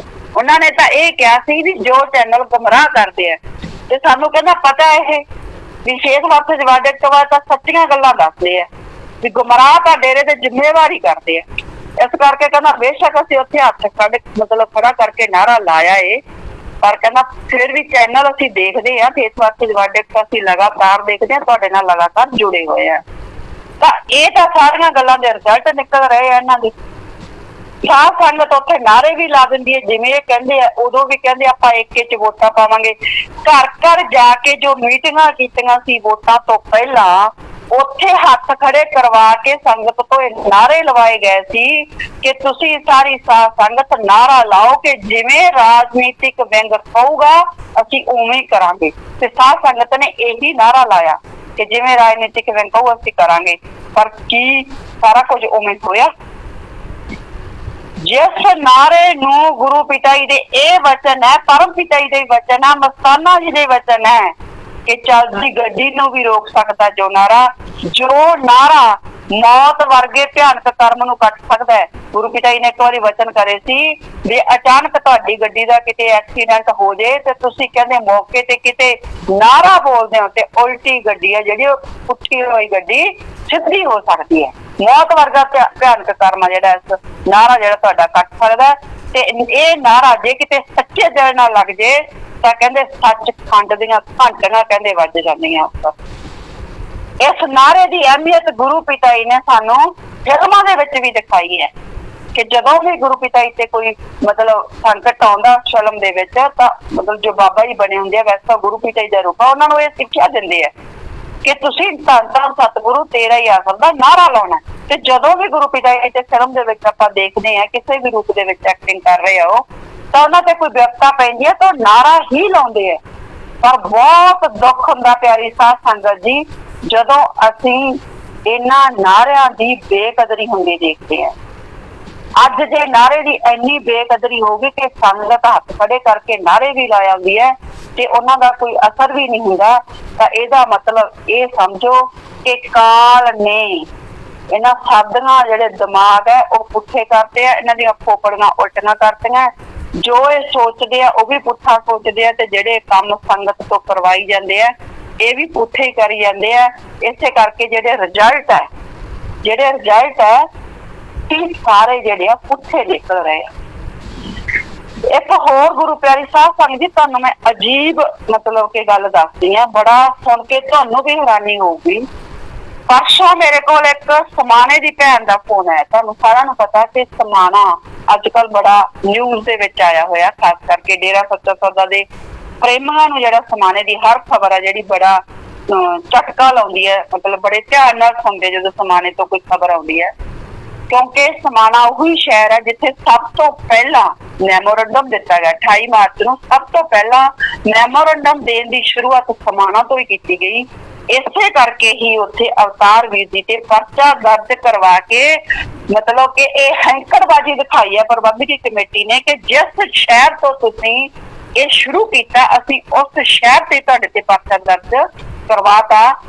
ਉਸ ਸ਼ਹਿਰ ਤੋਂ ਪਰਸੋਂ ਮੈਨੂੰ ਇੱਕ ਭੈਣ ਦਾ ਫੋਨ ਆਇਆ, ਕਹਿੰਦੀ ਭੈਣ ਜੀ ਜਦੋਂ ਇਹ ਅਵਤਾਰ ਤੇ ਇਹਨਾਂ ਨੇ ਸਕੀਮ ਬਣਾਈ ਕਿ ਆਪਾਂ ਇਹ ਝੂਠਾ ਕੇਸ ਉਹਦੇ ਤੇ ਆਏ ਪਾ ਕੇ ਤੇ ਇਹਨੂੰ ਫਸਾਉਣਾ ਹੀ ਫਸਾਉਣਾ ਹੈ, ਤਾਂ ਕਹਿੰਦੀ ਪਹਿਲਾਂ ਇਹਨਾਂ ਨੇ 3-4 ਹੋਰ ਕੁੜੀਆਂ ਤਿਆਰ ਕੀਤੀਆਂ ਸੀ। ਉਹ ਚਾਰ ਨੇ ਅਲੱਗ-ਅਲੱਗ ਫੈਮਿਲੀ ਦੀਆਂ ਕੁੜੀਆਂ ਤਿਆਰ ਕੀਤੀਆਂ पर मालक की ऐसी रहमत ते उन्हें चंगे कर्म ਉਹ ਕੁੜੀਆਂ ਦੇ ਪਰਿਵਾਰਾਂ ਨੇ ਬਾਅਦ ਚ ਜਵਾਬ ਦਿੱਤਾ। ਹੋ ਸਕਦਾ ਪਹਿਲਾਂ ਇਹਨਾਂ ਦੀ ਹੈਂਕੜਬਾਜ਼ੀ ਦੇ ਕਾਰਨ ਹਾਂ ਕਰਤੀ ਹੋਵੇ, ਪਰ ਬਾਅਦ ਦੇ ਵਿੱਚ ਉਹ ਕੁੜੀਆਂ ਦੇ ਪਰਿਵਾਰ ਜਵਾਬ ਦੇ ਗਏ। ਇਸੇ ਕਰਕੇ ਹੀ ਜਿਹੜਾ ਫਿਰ ਇਹਨੇ ਆਪਦੀ ਪੀਏ ਜਿਹੜੀ ਇਹਦੇ ਆਪ ਦੇ ਨਾਲ ਰਹਿੰਦੀ, ਇਹਦੀ ਚੇਲੀ ਜਿਹੜੀ ਖਾਸ ਚੇਲੀ ਸੀ ਵੀ ਪੁੱਤਾ ਵੀ ਉਹ ਇਹ ਕੰਮ ਕਰ ਦੂਗੀ, ਉਹ ਤੋਂ ਇਹ ਕੰਮ ਕਰਵਾਇਆ ਗਿਆ। ਤਾਂ ਕਹਿੰਦੀ ਭੈਣ ਜੀ ਇੱਕ ਪਰਿਵਾਰ ਵਾਲਿਆਂ ਨੇ ਕਹਿੰਦੀ ਮੈਨੂੰ ਮਤਲਬ ਕਿ ਅੱਗੇ ਦੀ ਅੱਗੇ ਮੇਰੇ ਕੋਲੇ ਗੱਲ ਪਹੁੰਚੀ ਹੈ। ਕਹਿੰਦੀ ਉਹ ਪਰਿਵਾਰ ਵਾਲੇ ਕਹਿੰਦੇ ਅਸੀਂ ਤਾਂ ਚੰਗਾ ਹੋ ਗਿਆ ਬਚ ਗਏ। ਕਹਿੰਦੇ ਅਸੀਂ ਇਹਨੂੰ ਇਹ ਪੁੱਛਿਆ ਗੁਰਚਰਨ ਨੂੰ ਵੀ ਤੁਸੀਂ ਜਿਹੜਾ ਇਹ ਅਵਤਾਰ ਤੇ ਝੂਠਾ ਦੋਸ਼ ਲਾ ਰਹੇ ਹੋ ਵੀ ਇਹ ਬਹੁਤ ਗਲਤ ਹੈ, ਵੀ ਸਾਡੀ ਸੱਚੇ ਸੌਦੇ ਦੀ ਇਹ ਮਰਿਆਦਾ ਨਹੀਂ ਹੈ, ਵੀ ਸਾਨੂੰ ਤਾਂ ਬਹੁਤ ਡਰ ਲੱਗ ਰਿਹਾ, ਇਸੇ ਕਰਕੇ ਅਸੀਂ ਇਹ ਕੰਮ ਨਹੀਂ ਕਰ ਸਕਦੇ। ਵੀ ਸਤਿਗੁਰ ਉਹਨਾਂ ਦੀ ਇਹ ਵਾਰਡਿੰਗ ਕਿ ਸਤਿਗੁਰ ਵੀ ਇਹਦੀ ਸਾਨੂੰ ਸਜ਼ਾ ਦੇਊਗਾ ਜਦੋਂ ਅਸੀਂ ਝੂਠਾ ਪਰਚਾ ਦਰਜ ਕਰਾਵਾਂਗੇ ਕਿਸੇ ਸ਼ਰੀਫ ਬੰਦੇ ਤੇ, ਤਾਂ ਸਤਿਗੁਰ ਸਾਨੂੰ ਇਹਦੀ ਸਜ਼ਾ ਦੇਊਗਾ। ਤਾਂ ਤੁਸੀਂ ਗੁਰਚਰਨ ਦਾ ਜਵਾਬ ਸੁਣ ਕੇ ਹੈਰਾਨ ਰਹਿ ਜਾਓਗੇ। ਮੈਂ ਵੀ ਬੜਾ ਹੈਰਾਨ ਰਹਿ ਗਈ ਜਦੋਂ ਉਸ ਭੈਣ ਨੇ ਮੈਨੂੰ ਦੱਸਿਆ। ਤਾਂ ਕਹਿੰਦੀ ਉਹ ਭੈਣ ਨੂੰ ਅੱਗੋਂ ਗੁਰਚਰਨ ਕਹਿੰਦੀ ਵੀ ਉਸ ਪਰਿਵਾਰ ਨੂੰ ਗੁਰਚਰਨ ਕਹਿੰਦੀ ਵੀ ਤੁਸੀਂ ਇਹ ਪਿਤਾ ਜੀ ਵਾਲਾ ਜਾਂ ਸਤਿਗੁਰ ਵਾਲਾ ਡਰ ਕੀ ਮਤਲਬ ਕਿ ਮਨ ਦੇ ਵਿੱਚ ਰੱਖ ਛੱਡਿਆ। ਕਹਿੰਦੀ ਉਹ ਖੱਟਾ ਤੇ ਉਹ ਦੋ ਕੁੜੀਆਂ ਕਹਿੰਦੀ ਜਿਨ੍ਹਾਂ ਨੇ ਪਿਤਾ ਜੀ ਦੇ ਖਿਲਾਫ ਗਵਾਹੀ ਦਿੱਤੀ, ਕਹਿੰਦੀ ਉਹਨਾਂ ਨੂੰ ਤਾਂ ਸਤਿਗੁਰ ਨੇ ਕੋਈ ਸਜ਼ਾ ਨਹੀਂ ਦਿੱਤੀ। ਕਹਿੰਦੀ ਉਹਨਾਂ ਦਾ ਕਹਿੰਦੀ ਪਿਤਾ ਜੀ ਨੇ ਕੀ ਕਰਤਾ, ਉਹ ਫਿਰਦੇ ਆ ਕਹਿੰਦੀ ਸਾਰੇ ਕਹਿੰਦੀ ਵਧੀਆ।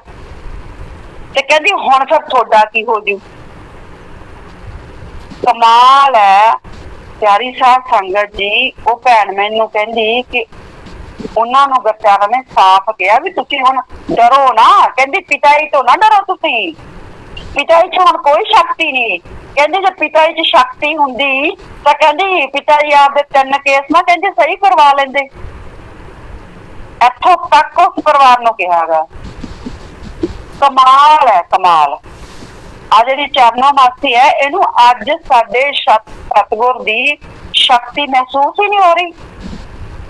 ਅਗਰ ਉਹ ਖੱਟਾ ਤੇ ਉਹ ਦੋ ਕੁੜੀਆਂ ਨਾਲ ਕੁਝ ਨਹੀਂ ਹੋਇਆ ਤਾਂ ਇਹਦਾ ਮਤਲਬ ਇਹ ਨਹੀਂ ਹੈ ਕਿ ਤੁਸੀਂ ਹੁਣ ਉਹ ਖੱਟੇ ਵਾਲੇ ਤੇ ਦੋ ਕੁੜੀਆਂ ਵਾਲੇ ਕੰਮ ਹੀ ਸ਼ੁਰੂ ਕਰ ਦਿਓ। ਸੰਤ ਨੇ ਕਿਹੜੇ ਵੇਲੇ ਕਿਸੇ ਨੂੰ ਕੀ ਸਜ਼ਾ ਦੇਣੀ ਹੈ ਜਾਂ ਨਹੀਂ ਦੇਣੀ ਇਹ ਜਾਣਦੇ ਹੁੰਦੇ ਆ। ਉਹ ਤਾਂ ਮੌਕਾ ਦਿੰਦੇ ਆ ਸੁਧਰਨ ਦਾ। 100 ਦਿਨ ਚੋਰ ਦਾ 1 ਦਿਨ ਸਾਧ ਦਾ ਐਵੇਂ ਨਹੀਂ ਕਿਹਾ। ਸਾਧ ਦਾ ਤਾਂ ਫਿਰ ਇੱਕੋ ਦਿਨ ਆਊਗਾ ਤੇ ਉਹ 1 ਦਿਨ ਇਹੋ ਜਿਹਾ ਆਊਗਾ ਕਿ ਸਾਰੀ ਦੁਨੀਆ ਦੇਖੂਗੀ।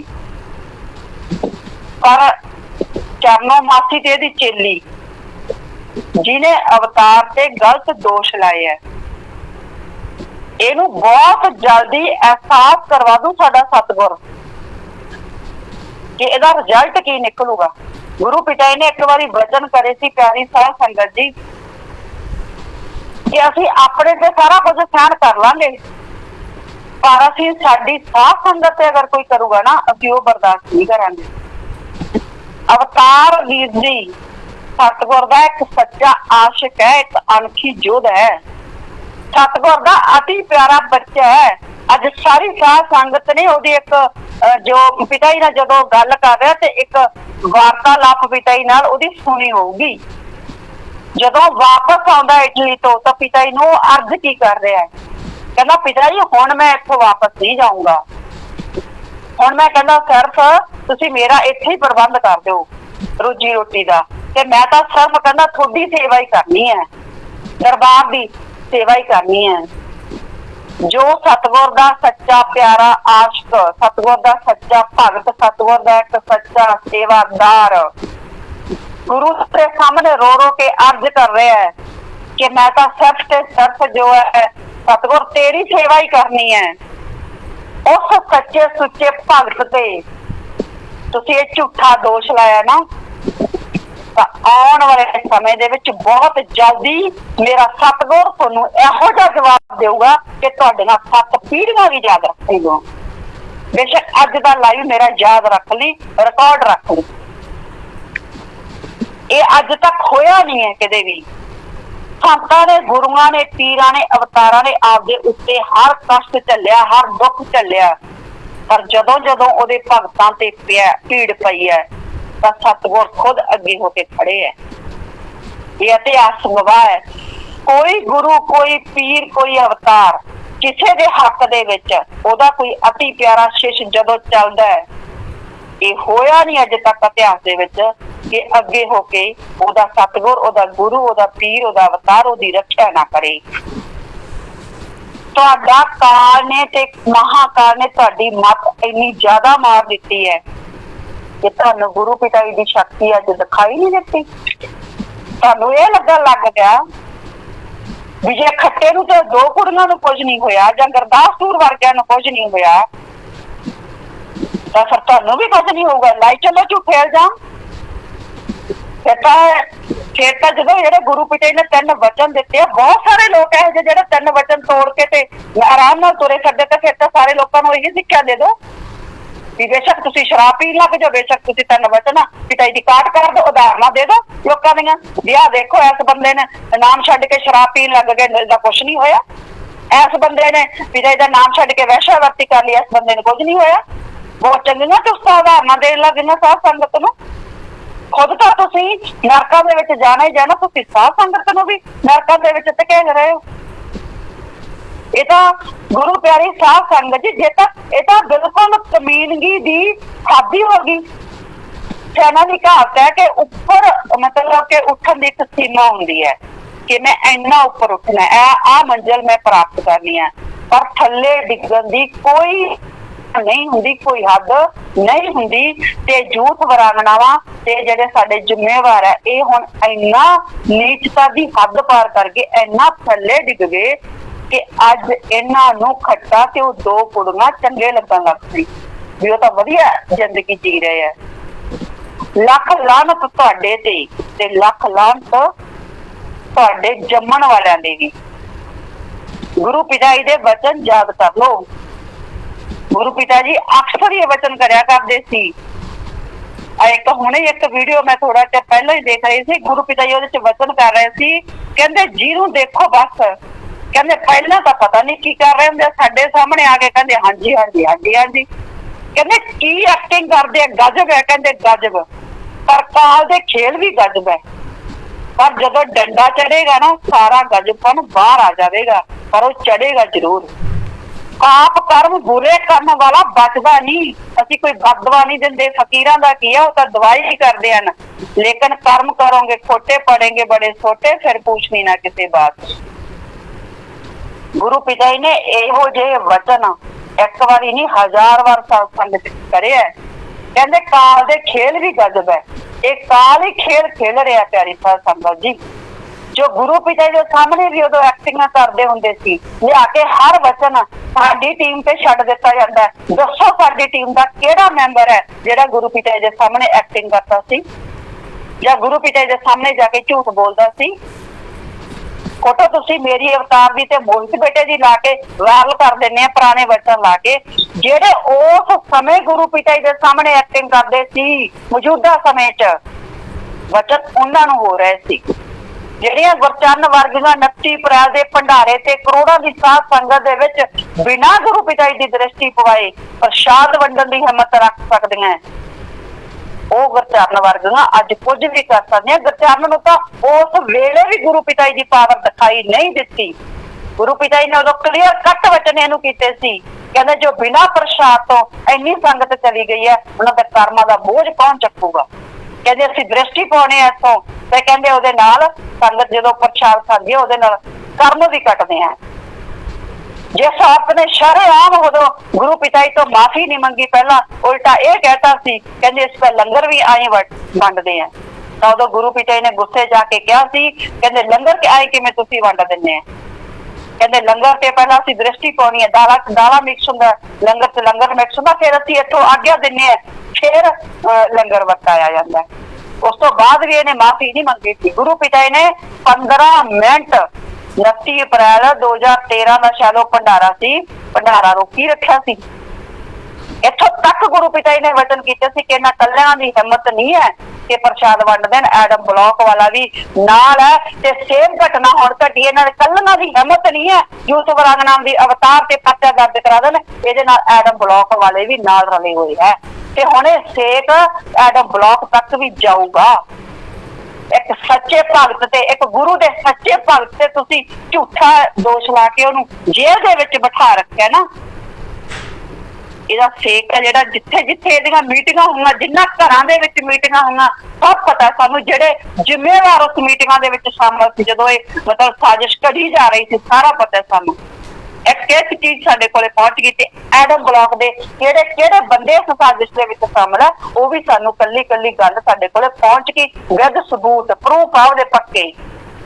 ਆਉਣ ਵਾਲੇ ਸਮੇਂ ਦੇ ਵਿੱਚ ਬਹੁਤ ਸਾਰੇ ਇਹਦੇ ਰਿਜ਼ਲਟ ਆ ਜਿਹੜੀ ਸਾਰੀ ਦੁਨੀਆ ਦੇ।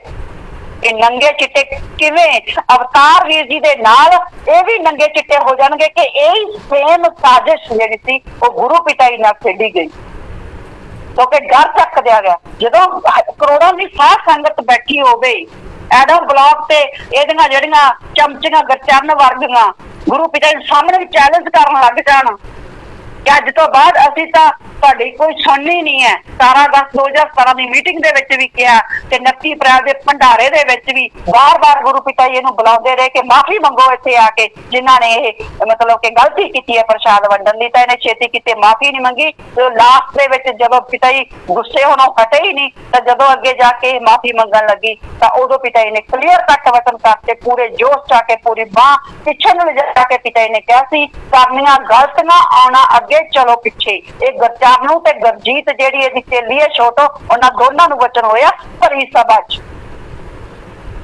ਜਿਸ ਔਰਤ ਨੂੰ ਸਾਡੇ ਗੁਰੂ ਜੀ ਨੇ ਇਹ ਕਹਿਤਾ ਕਰਨੀਆਂ ਗਲਤੀਆਂ, ਗਲਤੀ ਨਹੀਂ ਕਹੀ ਸੀ, ਪ੍ਰਸ਼ਾਦ ਵੰਡਣਾ ਇੱਕ ਗਲਤੀ ਸੀ, ਪਰ ਪਿਤਾ ਜੀ ਦੇ ਵਚਨ ਜਿਨ੍ਹਾਂ ਨੇ ਸੁਣਿਆ, ਬਹੁਤ ਲੋਕਾਂ ਨੇ ਵਚਨ ਸੁਣੇ ਸੀ, ਲੱਖਾਂ ਦੀ ਸਾਧ ਸੰਗਤ ਜੋ ਅੱਗੇ ਬੈਠੀ ਸੀ, ਸਾਰਾ ਉਹਨਾਂ ਨੇ ਇਹ ਤਮਾਸ਼ਾ ਅੱਖਾਂ ਨਾਲ ਦੇਖਿਆ ਸੀ। ਗਲਤੀਆਂ ਕਿਹਾ ਸੀ ਗੁਰੂ ਪਿਤਾ ਜੀ ਨੇ, ਕਰਨੀਆਂ ਗਲਤੀਆਂ, ਆਉਣਾ ਅੱਗੇ ਚਲੋ ਪਿੱਛੇ। ਜਿਹਨੂੰ ਗੁਰੂ ਪਿਤਾ ਜੀ ਪਿੱਛੇ ਕਰਦੇ ਨਾ ਉਹਨੂੰ ਦੁਨੀਆ ਦੀ ਕੋਈ ਤਾਕਤ ਅੱਗੇ ਨਹੀਂ ਲਿਆ ਸਕਦੀ। ਹਾਂ ਹੁਣ ਕਾਲ ਮਹਾਕਾਲ ਦਾ ਜਿੰਨਾ ਚਿਰ ਜ਼ੋਰ ਹੈ, ਕਾਲ ਮਹਾਕਾਲ ਜਿੰਨਾ ਚਿਰ ਡੇਰੇ ਚ ਆਪਦੀ ਪਾਵਰ ਦਿਖਾ ਰਿਹਾ ਜਾਂ ਡੇਰੇ ਦੇ ਹਰ ਮਤਲਬ ਕਿ ਜ਼ਿੰਮੇਵਾਰ ਦੇ ਅੰਦਰ ਉਹ ਬੈਠ ਕੇ ਕੰਮ ਕਰ ਰਿਹਾ, ਉਹਨਾਂ ਚਿਰ ਹੀ ਇਹਨਾਂ ਦੀ ਚੱਲੂਗੀ। ਤੇ ਜਿਸ ਦਿਨ ਮੇਰੇ ਸਤਿਗੁਰ ਦਾ ਡੰਡਾ ਚੜੂਗਾ ਨਾ, ਜਿਸ ਦਿਨ ਸਤਿਗੁਰ ਪਿਆਰੇ ਦਾ ਡੰਡਾ ਚੜੂਗਾ ਤਾਂ ਫਿਰ ਉਸ ਦਿਨ ਸਾਰੀ ਦੁਨੀਆ ਦੇਖੂਗੀ ਡੰਡਾ ਤਾਂ ਇਹ ਚੜਨਾ ਹੀ ਚੜਨਾ। ਮੁੜ ਕੇ ਫਿਰ ਚੀਕਾ ਨਾ ਮਾਰੇ। ਗੁਰੂ ਪਿਤਾ ਜੀ ਦੇ ਵਚਨ ਨੈਟਵਰਕ ਸਤਿਗੁਰ ਵਾਲਾ ਚੱਲੂਗਾ। ਜਿੰਨੀਆਂ ਤੁਸੀਂ ਚਾਲਾਂ ਚੱਲ ਰਹੇ ਆ, ਇੱਕ ਇੱਕ ਯਾਦ ਰੱਖਣਾ, ਇੱਕ ਇੱਕ ਚਾਲ ਤੁਹਾਡੀ ਐਸੀ ਉਲਟੀ ਪਊਗੀ ਕਿ ਤੁਹਾਨੂੰ ਕਿਸੇ ਨੇ ਮੂੰਹ ਨਹੀਂ ਲਾਉਣਾ। ਲੋਕ ਤੁਹਾਡੇ ਮੂੰਹ ਤੇ ਠੁਕਿਆ ਕਰਨਗੇ, ਇਹੋ ਜਿਹੀ ਹਾਲਤ ਹੋ ਜੂਗੀ ਤੁਹਾਡੀ। ਗੁਰੂ ਪਿਤਾ ਜੀ ਨੇ ਭੰਡਾਰੇ ਤੇ 2009 ਨਵੰਬਰ ਦਾ ਭੰਡਾਰਾ ਸੀ, ਮਸਤਾਨਾ ਜੀ ਮਹਾਰਾਜ ਦਾ ਵਚਨ ਕੀਤਾ ਸੀ ਜਦ ਤੱਕ ਸਤਿਗੁਰ ਨੇ ਪਰਦੇ ਰੱਖੇ ਹੋਏ ਆ ਉਹਨਾਂ ਚਿਰ ਤੁਹਾਡੇ ਪਰਦੇ ਆ। ਜਿਸ ਦਿਨ ਮਾਲਕ ਨੇ ਪਰਦੇ ਚੱਕ ਦਿੱਤੇ ਉਸ ਦਿਨ ਕਹਿੰਦੇ ਛੋਟੇ ਛੋਟੇ ਬੱਚਿਆਂ ਨੂੰ ਪਤਾ ਲੱਗ ਜੂ ਤੁਸੀਂ ਕੌਣ ਹੈ। ਮੈਂ ਆਪ ਆਪਣੇ ਕੰਨਾਂ ਨਾਲ ਵਚਨ ਸੁਣਿਆ ਗੁਰੂ ਪਿਤਾ ਜੀ ਤੋਂ। ਕਹਿੰਦੇ ਤੁਸੀਂ ਕੰਨ ਫੜ ਲੈਣੇ, ਮਾਫੀਆਂ ਮੰਗ ਲੈਣੇ ਆ, ਕਹਿੰਦੇ ਅੰਦਰਲਾ ਸਤਿਗੁਰ, ਕਹਿੰਦੇ ਬਾਹਰਲਾ ਸਤਿਗੁਰ ਤਾਂ ਮਾਫ ਕਰ ਦੂ ਪਰ ਅੰਦਰਲੇ ਸਤਿਗੁਰ ਨੇ ਕਦੇ ਮਾਫ ਨਹੀਂ ਕਰਨਾ। ਯਾਦ ਰੱਖਣਾ ਤੁਸੀਂ ਇਹ ਗੱਲ, ਜਿਹੜਾ ਸਤਿਗੁਰ ਦਾ ਸਾਧ ਸੰਗਤ ਦਾ ਉਹਦੇ ਭਗਤਾਂ ਦਾ ਤੁਸੀਂ ਮਜ਼ਾਕ ਬਣਾ ਕੇ ਰੱਖਤਾ। ਜੋ ਰਾਜਨੀਤਿਕ ਵਿੰਗ ਬਣਿਆ 2007 ਤੋਂ ਲਗਾਤਾਰ 15 ਸਾਲ ਹੋ ਗਏ, ਸੰਗਤ ਨੂੰ ਤੁਸੀਂ ਇੰਨਾ ਕੁ ਨੀਚੇ ਸੁੱਟਤਾ, ਡੇਰਾ ਸੱਚਾ ਸੌਦਾ ਨੂੰ ਇੰਨਾ ਕੁ ਨੀਚੇ ਸੁੱਟਤਾ, ਸਾਡੇ ਸਤਿਗੁਰ ਦੀ ਆਣ ਬਾਣ ਤੇ ਸ਼ਾਨ ਤੁਸੀਂ ਮਿੱਟੀ ਵਿੱਚ ਰੋਲ ਕੇ ਰੱਖਤੀ। ਇਹਦਾ ਰਿਜ਼ਲਟ ਸਾਰੀ ਦੁਨੀਆ ਦੇਖੂਗੀ, ਬੁਰਾਈ ਦਾ ਸਰਵਨਾਸ਼ ਪਿਆਰੀ ਸਾਧ ਸੰਗਤ ਜੀ ਬਹੁਤ ਜਲਦੀ ਹੋਊਗਾ ਤੇ ਸੱਚ ਦੀ ਜਿੱਤ ਦੇ ਡੰਕੇ ਜ਼ਰੂਰ ਵੱਜਣਗੇ। ਸਾਡੀ ਸਾਰੀ ਟੀਮ ਦੇ ਹੌਸਲੇ ਪਹਿਲਾਂ ਨਾਲੋਂ ਕਈ ਗੁਣਾ ਬੁਲੰਦ ਹੈ। ਸ਼ਾਇਦ ਅਕਾਲਸੀ ਰਮਨ ਵਰਗੇ ਜਿਹੜੇ ਆਈਟੀ ਵਿੰਗ ਵਾਲੇ ਹੁਣ ਪੋਸਟਾਂ ਪਾਉਂਦੇ ਨਾ, ਸੱਚੀਆਂ ਗੱਲਾਂ ਸੁਣ ਕੇ ਤੇ ਮਿਰਚਾਂ ਲੱਗਦੀਆਂ ਇਹਨਾਂ ਨੂੰ ਤੇ ਫਿਰ ਵੱਡੀਆਂ ਵੱਡੀਆਂ ਪੋਸਟਾਂ ਪਾਉਂਦੇ ਆ। ਤੇ ਇਹੀ ਕਾਲਸੀ ਰਮਨ ਵਰਗੇ ਜਦੋਂ 6 ਮਹੀਨੇ ਗੁਰੂ ਪਿਤਾ ਜੀ ਦੇ ਨਾਂ ਲੈ ਕੇ ਤੇ ਇਹੀ ਜਿਹਦਾ ਹੁਣ ਮਾੜਾ ਜਿਹਾ ਅਸੀਂ ਨਾਂ ਲੈ ਦਈਏ, ਤੁਹਾਡੀ ਜਿਹੜੀ ਮਤਲਬ ਕਿ ਹੁਣ ਗੱਦੀ ਦੀ ਵਾਰਸ ਅੱਜ ਕਹਿੰਦੀ ਮੈਂ ਗੱਦੀ ਤੇ ਨਹੀਂ ਬੈਠਦੀ, ਗੱਦੀ ਤੇ ਤੂੰ ਕਿਉਂ ਨਹੀਂ ਬੈਠਦੀ ਉਹ ਵੀ ਸਾਨੂੰ ਲੱਗ ਗਿਆ ਪਤਾ। ਠੇਕ ਲੱਗ ਰਿਹਾ ਤੈਨੂੰ ਹੁਣ ਗੱਡੀ ਦਾ, ਇਹ ਕੋਈ ਸੌਖਾ ਖੇਡ ਨਹੀਂ ਹੈ ਇਹ ਗੱਦੀ ਤੇ ਬੈਠਣਾ। ਜਿਹੜੀਆਂ ਚਲਾਕੀਆਂ ਜਿਹੜੀਆਂ ਆਈ ਸੀ ਉਹ ਸਾਰੀਆਂ ਉਲਟੀਆਂ ਪੈ ਰਹੀਆਂ। ਹੁਣ ਇਹਨੂੰ ਵੀ ਦਿਖਦਾ ਵੀ ਮੇਰੇ ਆਉਣ ਵਾਲੇ ਸਮੇਂ ਦੇ ਵਿੱਚ ਉਲਟੀਆਂ ਪੈਣੀਆਂ ਉਹ ਸ਼ੁਰੂ ਹੋ ਗਈਆਂ, ਇਸੇ ਕਰਕੇ ਹੁਣ ਪਿੱਛੇ ਹਟ ਰਹੀ ਹੈ ਤੇ ਬਹਾਨੇ ਨਾਲ ਇੰਸਟਾਗ੍ਰਾਮ ਤੇ ਲਿਖ ਰਹੀ ਹੈ। ਪਿਛਲੇ 2 ਸਾਲਾਂ ਤੋਂ ਅਸੀਂ ਲਗਾਤਾਰ ਬੋਲ ਰਹੇ ਹਾਂ, ਟੀਵੀ ਚੈਨਲਾਂ ਤੇ ਬੈਠ ਕੇ ਕਹਿਤਾ ਕਿ ਗੱਦੀ ਦੀ ਵਾਰਸ ਬਣਨਾ ਚਾਹੁੰਦੀ ਹੈ। ਉਦੋਂ ਦੀ ਇਹਨੇ ਸਫਾਈ ਕਿਉਂ ਨਹੀਂ ਦਿੱਤੀ, ਖੁਦ ਲਾਈਵ ਹੋ ਕੇ ਸਫਾਈ ਕਿਉਂ ਨਹੀਂ ਦਿੰਦੀ? भी मैं मतलब गद्दी ते नहीं बैठना चाहती, अज बहाने ना इंस्टाग्राम ते पोस्ट का जवाब दे रही है कि मैं नहीं बैठूंगी। वो भी सानू पता तू जमानत ते आई हुई है, तू बैठ तो सही गद्दी ते, फिर लग जू पता दुनिया जेड़ा हाल करूगी तो उस तो बाद फिर तेरी जमानत का भी अगे की हाल होगा। ये हुण वकीलों ने सिखाती ना गल तैनू भी तेरी जमानत किसी भी वेले रद्द हो सकती है। ते जेड़ियां तू करतूतां करवाई जानियां पिछे बैठ के बैठ ते जूथ वरांगना वालां तो ते ओ भी ते सारियां उन्हां दे भी ते सबूत सारे जाणगे जज कोले। जिस जज ने ये तुहाडी जमानत कीती हुई है उस जज कोले सारे सबूत जाणगे जो जूथ वरांगनावां वालियां तेरा नाम लै लैके कर रही इलाकों के विच जेडे झूठे दोष ला रही शरेआम तेरा नाम लेके वो कर रही है सारा कुछ।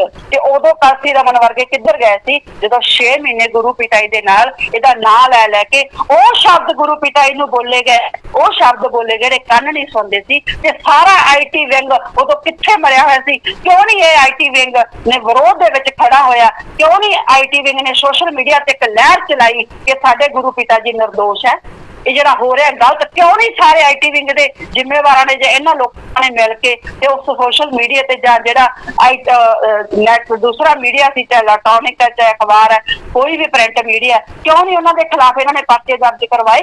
अज जे साडी मतलब कि फेस वक्त वर्डिक्ट की टीम कोई 2 अखर लिख दिंदी है तो बड़ियां सारियां नूं मिर्चां लगन लग जांदियां। सच तुहाडे तो हुण सुनिया नहीं आंदा, जदों वो झूठ परे उस रहा सी दूजा मीडिया उदों तुहानूं चंगा लगदा सी। बहुत सारे प्यारी साध संगत जी मैं खुद उदों चंगी तरह वर्क कर रही, बहुत सारे IT विंग दे मैंबरां ने, नैशनल मैंबरां ने, स्टेट मैंबरां ने आपदियां आईडियां चेंज कर लिया सी, असली नावां तो नकली नावां ते आईडियां बना लिया सी। ते हुण वो वड्डे सूरमे बन रहे दोबारा मतलब कि असली आईडियां ते आके उतर रहे ते फेस वर्सेस वर्डिक्ट दी टीम दे खिलाफ वड्डियां वड्डियां पोस्टां पाउंदे आ। सानू ना इन्हां दी पहला परवाह सी ना है, साडी टीम दे हौसले बुलंद है, सारी टीम हौसले बुलंद रखो। जेड़े बुराइयां कर रहे हैं इन्हां बुराइयां दा महल ये रेत दे महल जेड़े इन्हां ने खड़े कीते प्यारी साध संगत जी बहुत जल्दी ये ढह ढेरी होने वाला सारे का सारा जेड़ा झूठ का पर्दा बहुत जल्दी सारी दुनिया के सामने आने वाला है कि सतगुर दे सच्चे आशिक सतगुर दे सच्चे जोधे जो आपदी मंजिल लेके चले है उस मंजिल वाल लगातार अगे वध रहे हैं। इसे करके ही ये घबराहट दे विच आ रहे हैं ते ये जो असी प्रण लेके चली है साडी टीम कि सतगुर नूं निर्दोष साबित करके ओदी आन बान ते शान नूं पूरी दुनिया दे विच बहाल करना, ये साडा मकसद अज भी साडे दिल दे अंदर है ते हमेशा दिन रात इसे मकसद नूं लेके साडी टीम अगे वधूगी ते वधदी रही है। साडे हौसले बुलंद सी ते बुलंद रहणगे। धन धन सतगुरु तेरा ही आसा।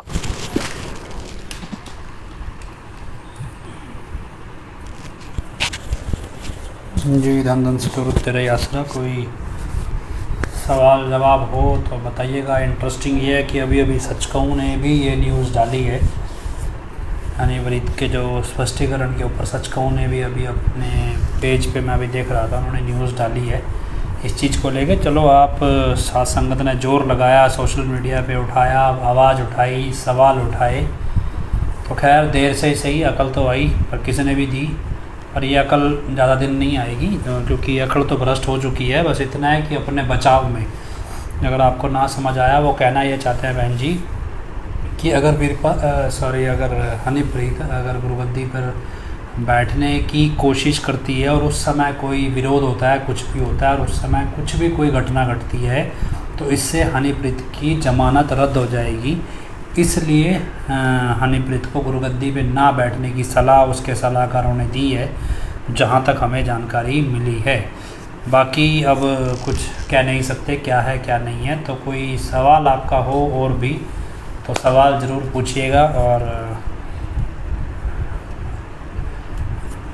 ਜਿਹੜੇ लोग यूथ वेलफेयर टूर्नामेंट सरकारी संपत्तियों ਨੂੰ ਅੱਗ ਲਾ ਸਕਦੇ ਉਹਨਾਂ की उम्मीद की जा सकती है। बस जी कोई सवाल आपका हो तो सवाल पूछ लीजिएगा। कोई भी डाउट हो, कोई भी क्वेरी हो, कोई सुझाव हो तो वो पूछ लीजिएगा। बहुत से लोग बोल रहे हैं भी हमने थोड़ा डायरेक्शन बदल दिया, कहीं भी हम इस तरफ चल पड़े। ऐसा नहीं है, एक्चुअली पिताजी वाले मैटर में ही हम काम कर रहे हैं, लेकिन हमने आपको शुरुआत में कहा था कि रास्ता रोकने में कहीं भौंकने वाले जीव आ जाते हैं तो उनको फिर उनके तरीके से हैंडल किया जाता है। तो एक बार तो हैंडल करना पड़ता है, कुछ चीज़ें ऑफिशियल पेपर वर्क भी होता है, सब कुछ होता है। और आपकी जानकारी के लिए बताएं कि 2 शिकायत हमारी तरफ से दी गई हैं, 2 या 3 शिकायत शायद दी गई हैं। मेरी तरफ से तो मैंने एक ही दी है, लेकिन 2 शिकायत और दी गई हैं जो मेरी जानकारी में है। एक संजीव झा जी ने दी है, दूसरी किसने दी है उनका नाम नहीं मालूम है। तो उसमें शिकायत दी गई है जो मैनेजमेंट के ख़िलाफ़, और एक मेरे ख्याल इन्फॉर्मेशन है, एक शिकायत नहीं है शायद इन्फॉर्मेशन है। तो एक शिकायत मैंने दी है हॉस्पिटल के ख़िलाफ़ डेरा के, और उस समय बड़ा चिल्ला के 45 मेंबर 2 लेडीज़ थी वहाँ पे सदर थाना में, पुलिस SHO को उकसा रही थी कि जी आपके ख़िलाफ़ बड़ा, सदर थाने के ख़िलाफ़ फेथ वर्सेस वर्डिक्ट वाले फेसबुक पे बोलते हैं। तो सदर थाने ने हमें ये बात कही थी मुझे कि उनके पास कोई शिकायत पेंडिंग नहीं है। अगर फेथ वर्सेस वर्डिक्ट या मैं कोई शिकायत दूंगा तो उस शिकायत पे वो ज़रूर कार्रवाई करेंगे, लेकिन शिकायत है ही नहीं। तो अब हमने उनको 3 शिकायतें दी हैं एक तरह से। अब ये देख लेते हैं उन 3 शिकायतों पे कितनी ईमानदारी से काम होगा। हालांकि वो शिकायत हत्या की कोशिश, सबूत मिटाने की कोशिश, करोड़ों रुपए के गबन करने की साजिश, ज़मीन हड़पने की साजिश और अपराधियों को संरक्षण देने जैसी आपराधिक गतिविधियों की सूचना है, जिसकी अभी तक शायद रिकॉर्ड पे जितना मुझे जानकारी है FIR दर्ज नहीं हुई है। बाकी थोड़े दिनों तक और आपको समझ आ जाएगा कितनी ईमानदार है सदर थाने की पुलिस। तो उन्होंने कहा था अभी हम ईमानदारी से काम करते हैं, तो उनकी ईमानदारी के लिए 3 शिकायत दी हैं और उन्होंने बड़ा तब जोर लगाया अभी ये कॉग्निजेबल ऑफेंस है। तो कॉग्निजेबल ऑफेंस की ही शिकायतें दी हैं, देखते हैं कब तक FIR दर्ज होती है। 15 दिन का इंतज़ार करेंगे, नहीं दर्ज होगी तो सदर थाने के ख़िलाफ़ हाई कोर्ट में रिट फाइल ज़रूर की जाएगी। तो ये हमने अब प्लान बना लिया है, क्योंकि अब हमारा एक ही असूल है, या तो हम कदम उठाते नहीं और उठाएं तो फिर पीछे हटाते नहीं। तो अब हम ये कदम पीछे नहीं हटाएंगे। जो शिकायतें अगर सदर थाना दर्ज नहीं करता है, FIR दर्ज करके गिरफ्तारियाँ नहीं करता है, तो सदर थाने के ख़िलाफ़ हाई कोर्ट में, क्योंकि अब ये एप्लीकेशंस बाय नेम SHO के नाम दी गई हैं, तो SHO के ख़िलाफ़ ही हाई कोर्ट में रिट फाइल हम ज़रूर करेंगे। तो और कोई जानकारी, आप लोग सारे मशहूर होना चाहते हैं, ये तो 100% सच है। दिल्ली वाले, सिरसा वाले सभी मशहूर तो मुझे लगता है हो गए। अब इससे ज़्यादा क्या करना है, मशहूर तो क्या है, आप लोग जान रहे हैं, फेसबुक पे देख रहे हैं। और मशहूर और क्या होता है मशहूर होना, तो मशहूर होना है तो इतना हो ही गए, अखबारों में नाम चल रहा है, इलेक्शनों के अंदर 10-10 हमारे इंटरव्यू चल रहे हैं, तो और इससे ज़्यादा मशहूर क्या करना है। आप बिल्कुल प्रधानमंत्री थोड़ा ही बना दोगे। नमनप्रीत सिंह ने अस्पताल भी पैसों के लिए काम करता है। जी, अस्पताल में बहुत सारे गलत चीज़ें भी हुई हैं, तो हमने वो अब कोर्ट के उस पर थाने के रिकॉर्ड पे अभी दी हैं, फिर कोर्ट के रिकॉर्ड पे जाएंगी। तो हमें ये भी पता चला है कि अस्पताल में कुछ डॉक्टर ऐसे हैं जिनकी डिग्रियां भी नहीं हैं, तो उनका भी पता लगा रहे हैं और उनकी भी फिर डिटेल्स सारी दी जाएगी, जो भी है सरकार को या कोर्ट को, जैसा भी है अभी ये सब। क्योंकि अब वो सिविल हॉस्पिटल के रिकॉर्ड पे चल रहा है और सिविल हॉस्पिटल बिना डिग्रियां जांच के डॉक्टरों को कैसे सैलरी दे रहा है। गवर्नमेंट के कंट्रोल में इस टाइम हॉस्पिटल चल रहा है, तो अगर गवर्नमेंट के पास डॉक्टरों की डिग्रियां ही नहीं हैं तो वो सैलरी कैसे दे रहे हैं, तो ये अब हम देख लेंगे। अवतार जी कब तक आएंगे? जी, अभी उनकी ज़मानत लगभग 16-17 तारीख में लगेगी शायद। 16-17 तारीख के बाद, मतलब इस हफ़्ते के आखिर में या अगले हफ्ते सुनवाई होगी और उसमें देखते हैं क्या कुछ आता है सुनवाई में। शायद उस पर ज़मानत अर्जी तो लगा दी है, पर तारीख नहीं मिली है उसमें। मेरे को अभी पूरी जानकारी नहीं है क्योंकि मैं इस मसले को नहीं देख रहा हूँ। सैम जी हैं और 1-2 लोग और हैं जो इस मसले पे पैरवी कर रहे हैं। मेरा पास, क्योंकि ऑलरेडी मेरे ख़िलाफ़ ही 2-3 कागज़ चल रहे हैं, तो मेरा थोड़ा उस तरफ ध्यान है। बाकी ये चलो इस बात की आप खुशी मना लीजिए, हनीप्रीत को थोड़ा सा मरोड़ दो आ ही गया है। बाकी कोई और सवाल हो, कोई भी सवाल? हाँ, कुछ चीज़ें आपको बताते हैं। आज मैं कुछ लोगों से मिला हूँ, गया था मैं मिलने, तो एक सवाल उनकी तरफ से निकल के आया भी, कुछ लोगों ने गलत काम तो कर लिए मतलब वो स्टैंड बड़ा सॉलिड रखते हैं, अभी हमारा पक्का स्टैंड है जी, हम हाले हिलेंगे नहीं इस स्टैंड से। उनको पता है वो गलत हैं। एक चीज़ हमेशा ध्यान रखिएगा, ख़ास तौर पे वो लोग जो ज़्यादा करीब रहे हैं डेरा में, जिनका कई बार क्या होता है बंद कमरे में कान में जिनको सूचनाएं दी जाती हैं या हुक्म सुनाए जाते हैं। एक तो होता है साथ संगत में सार्वजनिक तौर पे हुक्म सुनाए, एक होता है कि बंद कमरे में आपको अकेले को सुनाया जाए। तो जिनको बंद कमरे में अकेले में कान में सुनाया गया भी ये कम करना है, ये सीक्रेट है, टॉप सीक्रेट है, बस दरबार दी इज्जत का सवाल है, जो कोने में सुनाए जाते हैं, उन लोगों के लिए मेरा थोड़ा सुझाव है कि अभी कहावत मशहूर है भी आपको उतना ही दिखाई देता है जितना आप जानते हैं। उदाहरण के तौर पे अभी सीज़न है, मान लो फसल का सीज़न है, अब मेरे जैसे लोग शहरी लोग हैं, डॉक्टर लोग हैं और खेती बाड़ी से दूर दूर तक कोई वास्ता नहीं है, तो अब हमें आप कनक दिखा दो भी लो जी ये कनक है, गेहूँ है, हम देख के नहीं बता सकते किसकी क्वालिटी कैसी है, ये बढ़िया है, ये बीज कमज़ोर है या ताकतवर है, हम नहीं बता सकते। अभी किसी किसान को दो, बेशक वो अनपढ़ किसान क्यों ना हो, वो देख के बता देगा जिसने हमेशा ये फसल उगाई है कि ये इस बार बढ़िया है, घटिया है, क्या है। मतलब आपका दिमाग में आपकी आंखें उस बीज गेहूँ में वही चीज़ देखती हैं जितनी जानकारी आपके दिमाग में है। इसी तरह ही आप दरबार को, डेरा को, हनीप्रीत को या इसके सारे कुनबे को या जो भी इनका ग्रोह है पूरा, उनको आप उतना ही देख रहे हैं जितनी आपको जानकारी है। और ये सिर्फ आप पे नहीं, पुलिस पे भी लागू होता है। पुलिस या कोई जो भी अधिकारी होता है वो उतनी ही चीज़ देख रहा होता है जितनी उसके पास जानकारी होती है। जब वो जानकारी बढ़ जाती है तब वो बड़े स्कोप में देखता है। तो मैंने जिससे आज बात की जिन लोगों से, उन लोगों के से यही चीज़ निकल के आई, उनको वो उतना ही देख रहे थे जितना उनको जानकारी है, उसके आगे देखना ही नहीं चाहते। तो उन्होंने कुछ लोगों के बारे में भी बताया, बोला ये लोग हैं, ये ऐसे ऐसे कर रहे हैं, ऐसे ऐसे हनीप्रीत के लिए या उनके लिए इस तरह से अवैध कारोबार कर लेते हैं, कई बार इस तरह से चुपचाप काम करते हैं। कुछ लोगों के बारे में बताया भी ये लोग उनके लिए चुपचाप काम करते हैं। तब उनको भी मैंने ये बोला भी एक बार आप उनको बोलो तो सही कि एक बार मिले तो सही, तो हम कोई खा थोड़ा ही जाएंगे। लेकिन जब आपको मिलने से डर लग रहा है तो आपको डर इस चीज़ से नहीं लग रहा है भी आप गलत आ जाएंगे, आपको डर इस चीज़ से लग रहा है भी अगर आपके सामने आपकी गलतियां खुल जाएंगी तो आप अपने आप को माफ़ नहीं कर पाएंगे। एक्चुअली व्यक्ति को सच्चाई का सामना करने में डर इसलिए लगता है कि वो अपनी नज़र में गिर जाता है, और जब इसलिए वो सोचता है कि इससे वो मन ही मन सोचता है भी काश ये सब कुछ झूठ हो जाए। उदाहरण के तौर पे एक सेवादार मेरे पास आया, उसने लगभग 5 लाख रुपया 25 अगस्त के बाद एडम ब्लॉक में दिया, और जब उसने दे दिया तो उसको जब पता लगा तो वो 6 महीने तक आया नहीं मेरे पास, हमारे पास नहीं आया। तो 6 महीने बाद उसका कोई रिश्तेदार ज़बरदस्ती ले आया, तो उसने एक ही बात बोली, क्या जी मेरे दिमाग में सिर्फ इतना था भी मैंने 5 लाख दिया है और मेरा मन कहता था भी किसी तरह ये साबित हो जाए भी ये 5 लाख सही काम पे लगा है। लेकिन जब किसी भी तरीके से ये बात साबित नहीं हो पाई भी ये 5 लाख वाकई में सही काम में लगा है, तो मेरे पास और कोई चारा नहीं था आने का, आपके पास मिलने का, आपसे पूछने का है सब कुछ।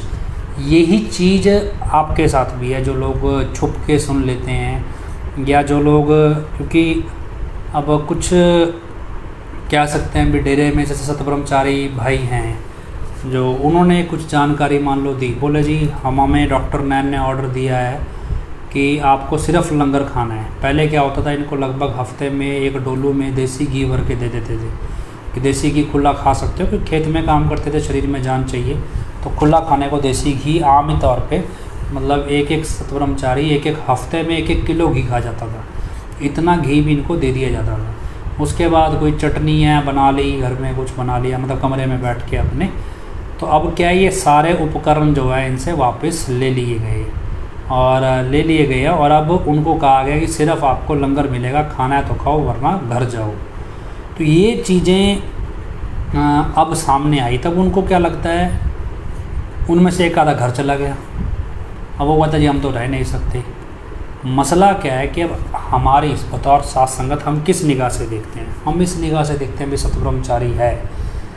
कब बनाए, जब इसने एक सतब्रह्मचारी ने अपने मन में ठान लिया कि मेरे को दुख आए सुख आए, मैं राज करूं या घास खोदूं, मैंने गुरु के हुक्म से ताउम्र सृष्टि की सेवा करनी है। ये सीधा सा उसके मन का सोच था। इसी सोच के साथ एक व्यक्ति गुरु ब्रह्मचारी सतब्रह्मचारी बनता है या बनती है। आज क्या है कि आज मेरे को ढंग का खाना नहीं मिलेगा तो मैं चले जाऊँगी। एक्चुअली में आपको इस चीज़ से नाराज़गी नहीं है अभी आपको ढंग का खाना नहीं मिल रहा है, क्योंकि मस्ताना जी महाराज के टाइम तो एक दिन का बासी लंगर मिलता था, और बरम पिता के टाइम भी कभी कभी ऐसा होता था। आपको प्रॉब्लम इस बात से है कि आप तो खा लेंगे लंगर, लेकिन आप हुक्म चलाने वाले खुद 5 स्टार का खाना खाते हैं। प्रॉब्लम इस बात से होती है एक्चुअल में, लेकिन एक्सप्रेस नहीं मतलब बता नहीं सकते किसी को कि यार भी जिरो हमें हुक्म सुना रहा है ये भी तुमने सिर्फ लंगर खाना है, वो तो डेरे के पैसे खा खा के करोड़पति बन गया, वो तो सैकड़ों एकड़ ज़मीन जायदाद इतनी बड़ी ज़मीन जायदाद बना गया, वो तो अपने परिवार से भी बराबर रिश्ता रखता है, परिवार के भी सारे काम पूरे करता है, सब कुछ करता है, और हमें कह रहा है भी आपको सिर्फ लंगर मिलेगा, आपको ये सारी सुविधाएं बंद की जाती हैं। और ये तमाम चीज़ें जब अब होने लगी हैं तो आप वो तो भूल ही गए ना भी ब्रह्मचारी बने ही क्यों थे सतब्रह्मचारी।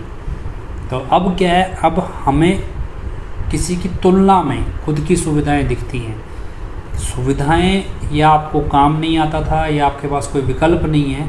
सतब्रह्मचारी बनना कोई जीवन का विकल्प नहीं है। अभी अगर आपके पास नौकरी नहीं है, आपने पढ़ाई कर ली, आप शादी नहीं कराना चाहते तो आप सतब्रह्मचारी बन जाएं, ये नहीं है। सतब्रह्मचारी बनना एक मिशन है अपनी लाइफ का कि आप ताउम्र समाज सृष्टि की सेवा में लगाएंगे और उसके बाद आप अपने परिवार की संपत्ति बढ़ाएंगे तो फिर सतब्रह्मचारी आप कहने नाम के ही हैं, वैसे थोड़े ही हैं। और ये चीज़ मैंने प्रैक्टिकली अपनी लाइफ में आजमाई है। सतगुरु से ओढ़ वही आदमी निभा पाया डेरे में जो वास्तव में निरोल सेवा करता था। मैंने ऐसे ऐसे सतब्रह्मचारी देखे जो मुझे दिखाई देते थे भी ये पिताजी के वचन नहीं मानते और उनकी हालात ऐसे थे कि ये मर जाएंगे अभी इनको मौत आ जाएगी तो ओढ़ निभा जाएंगे, ना तो ये वचन मानते हैं लेकिन ओढ़ भी निभा जाएंगे। तो मैं ख़ास तौर पर खुद अपनी तरफ से ये चीज़ देखा करता। आप यकीन मानिए 3 बार वो लोग मर के ज़िंदा हो गए, मरे ही नहीं।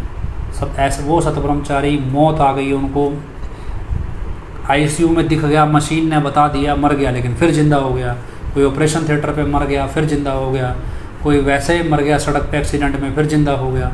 मतलब ऐसे सतब्रह्मचारी को जो दिखावे के तौर पे चलते हैं मौत नहीं आती क्योंकि वो मरे नहीं सकते। डेरे के अंदर एक वो भजन लिखा है भी सतगुर मेरा जिस राह निकले उस तरफ नू मेरा सा निकले, ओदे दरते जे हशमत शाह निकले जिंदा असल टिकानी हो जावे। सतगुरु जिस रास्ते से निकलता है उसी तरफ हमारा आखिरी सांस निकलना चाहिए, और अगर उसके दर पे निकल जाए तो ज़िंदगी असल ठिकाने पहुंच जाती है।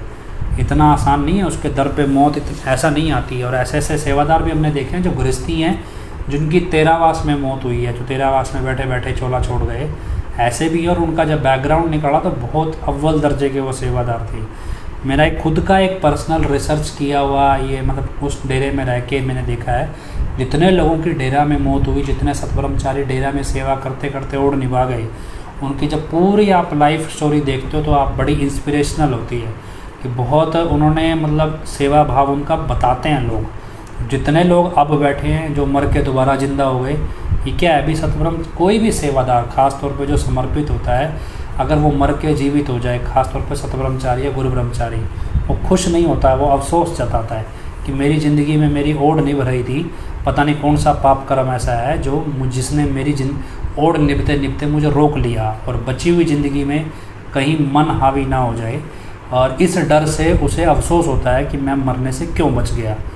लेकिन अब आपको कहें भी ये चमत्कार है जी, सतब्रह्म आम आदमी के लेवल पे हो सकता है, उसकी पारिवारिक जिम्मेदारियां हो सकता है सतगुरु मौका देता हो, लेकिन सतब्रह्मचारी की तो कोई जिम्मेदारी नहीं है। उसकी जिम्मेदारी एक ही है कि उसको सतगुरु से ओढ़ निभानी है।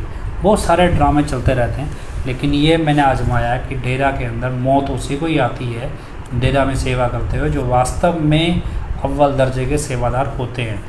जिनको नहीं आनी होती वो चाहे मर भी जाए फिर जिंदा हो जाते हैं। तो खैर आप सोचिए और समझने अपने आप से बात कीजिए। पिताजी हमेशा बोला करते हैं शाम को बैठ के अपने आप से 5 मिनट बात कीजिए, अपने आप से बात कीजिए भी आप किस रास्ते हैं, क्या आप खुश हैं, क्या आप वास्तव में खुश हैं या खुश होने का नाटक कर रहे हैं या फिर खुश होने की कोशिश कर रहे हैं, और क्या आपके परिवार में आपसी प्रेम आपसी प्यार भाईचारा बढ़ रहा है या घट रहा है, या फिर आप अगर सतब्रह्मचारी गुरु ब्रह्मचारी, तो क्या सतगुरु से प्रेम बढ़ रहा है, घट रहा है? क्या आप स्वतंत्र हैं अपनी सोच पे, अपनी मिशन पे, या गुलाम हैं, या वास्तव में गुरु के भरोसे बैठे हैं? और क्या आपने एडम ब्लॉक के साथ उनके कहने पे कोई गलत काम किया या नहीं किया? क्या गुरु के वचन नज़रअंदाज किए या नहीं किए? ये तमाम चीज़ें आपको देखनी पड़ेगी। आखिर में एक चीज़ बताते हैं, एक और कॉल मेरे पास आया था, तो उसने मुझसे पूछा कि अभी इस सारे घटनाक्रम को, जी मैं आपको बड़ी गालियाँ दिया करता था, लेकिन मुझे भी लगता है भी शायद आप सही हो। हमने उससे एक बात रखी, कहते भी पिताजी ने कोई भी रूहानियत का मसला जितना हमारे समझ में आता है कि एक बराबर रख दिया पिताजी ने सारी संगत को, सबको, चाहे वो प्रबंधक था, चाहे वो सेवादार है, चाहे वो किसी समिति का जिम्मेवार है, चाहे वो कोई आम सत्संगी है, सबको एक जैसा सत्संग सुनाया। ये तो है नहीं सेवादारों को बंद कमरे में अलग से सत्संग सुनाए हैं, सत्संग की स्टेज पे सबको सत्संग सुनाया, और खुले तौर पे सबको जो भी भंडारे वगैरह सब बनाए, और सबको एक जैसी परीक्षा की घड़ी में डाल दिया कि अगर आपका अपने सतगुरु से प्रेम है तो आप सतगुरु के लिए कदम बढ़ाओ, सतगुरु की तरफ कदम बढ़ाओ। सब एक बराबर है। कोई सपने में भी नहीं सोचता था भी हजूर पिताजी के केसों को लेकर हम कभी कुछ करेंगे, क्योंकि वो तो बड़ा सोफिस्टिकेटेड काम है जी, बड़ा हाई प्रोफाइल काम है। हम कहाँ देखेंगे इसको? आज बच्चे बच्चे को उस केस के तथ्य मालूम है, उंगलियों पर रटे हुए हैं भी हाँ ये गलतियाँ सीबीआई ने की, ये गलतियाँ सीबीआई कोर्ट ने की, और ये गलतियाँ डेरे के वकीलों ने की। अवतार सिंह जी ने सबको उंगलियों पर रटा दिए, जिन्होंने अवतार सिंह जी का लेक्चर सुना है सबको उन्होंने उंगलियों पर याद करा दिए भी ये गलतियाँ हुई हैं। तो जब ये सारी चीज़ें पता चल गई, आप सोचिए, आप हम सब एक बराबर एक लेवल पे आ गए, अब सब सतगुरु की ओर चले, अपने अपने तरीके से चले, जैसी जिसकी भावना तैसा सतगुरु देगा। तो वो सारी चीज़ें उस ट्रैक पे आगे बढ़ रही हैं। अब हर व्यक्ति अपने सतगुरु के लिए कोशिश कर रहा है। अवतार सिंह जी की 12 साल पुराना एक वीडियो है जो हमने आपको डाला आज, और इत्तेफाक है कि वो आज ही के दिन का वीडियो है, 12 अप्रैल 2010 का। 12 अप्रैल 2010 का वीडियो आज हमने 12 साल बाद डाला। सोचिए 12 साल पहले उस व्यक्ति की क्या सोच थी, कैसी सोच है कि वो दरबार के लिए सेवा, सब कुछ न्यौछावर करना चाहता है और इस तरह से जीवन जीना चाहता था कि उसे दरबार की सेवा करने का मौका मिले। सतगुरु वैसे तो कभी किसी से बलिदान लेता नहीं, किसी को कष्ट देता नहीं, और अगर देता है तो पूरा रगड़ के रख देता है, पहले परीक्षा लेता नहीं, और परीक्षा ले तो पूरा रगड़ता है और उसके बाद बख्शता भी बहुत कुछ है। जितना मैंने अवतार सिंह जी को करीब से जाना है, हालांकि मैं उतना उनके संपर्क में पिछले 2 साल से ही आया हूँ, जितना मैंने जाना है, और हमने जब पहली बार अवतार सिंह जी से लगभग मुश्किल से महीना भी नहीं हुआ होगा, 2 महीने अवतार सिंह जी से बात करते हुए ज़्यादा, हमारी टीम ने मिलके अवतार सिंह जी को 2 महीने में ही हमने ये डिसाइड कर लिया था कि जो PILM फाइल करेंगे उसमें अवतार सिंह जी को ज़रूर लेना है हमें। हालांकि उनको ABC नहीं पता थी किसी भी केस की, कानून की, तो भी 2 महीने में उनकी जो इनोसेंसी कह लो, मासूमियत कह लो, या मतलब साफ़ सुथरा जो उनका पन है बोलने का, उससे ये आभास होता था भी बड़ा साफ़ सुथरा आदमी है, व्यक्ति है।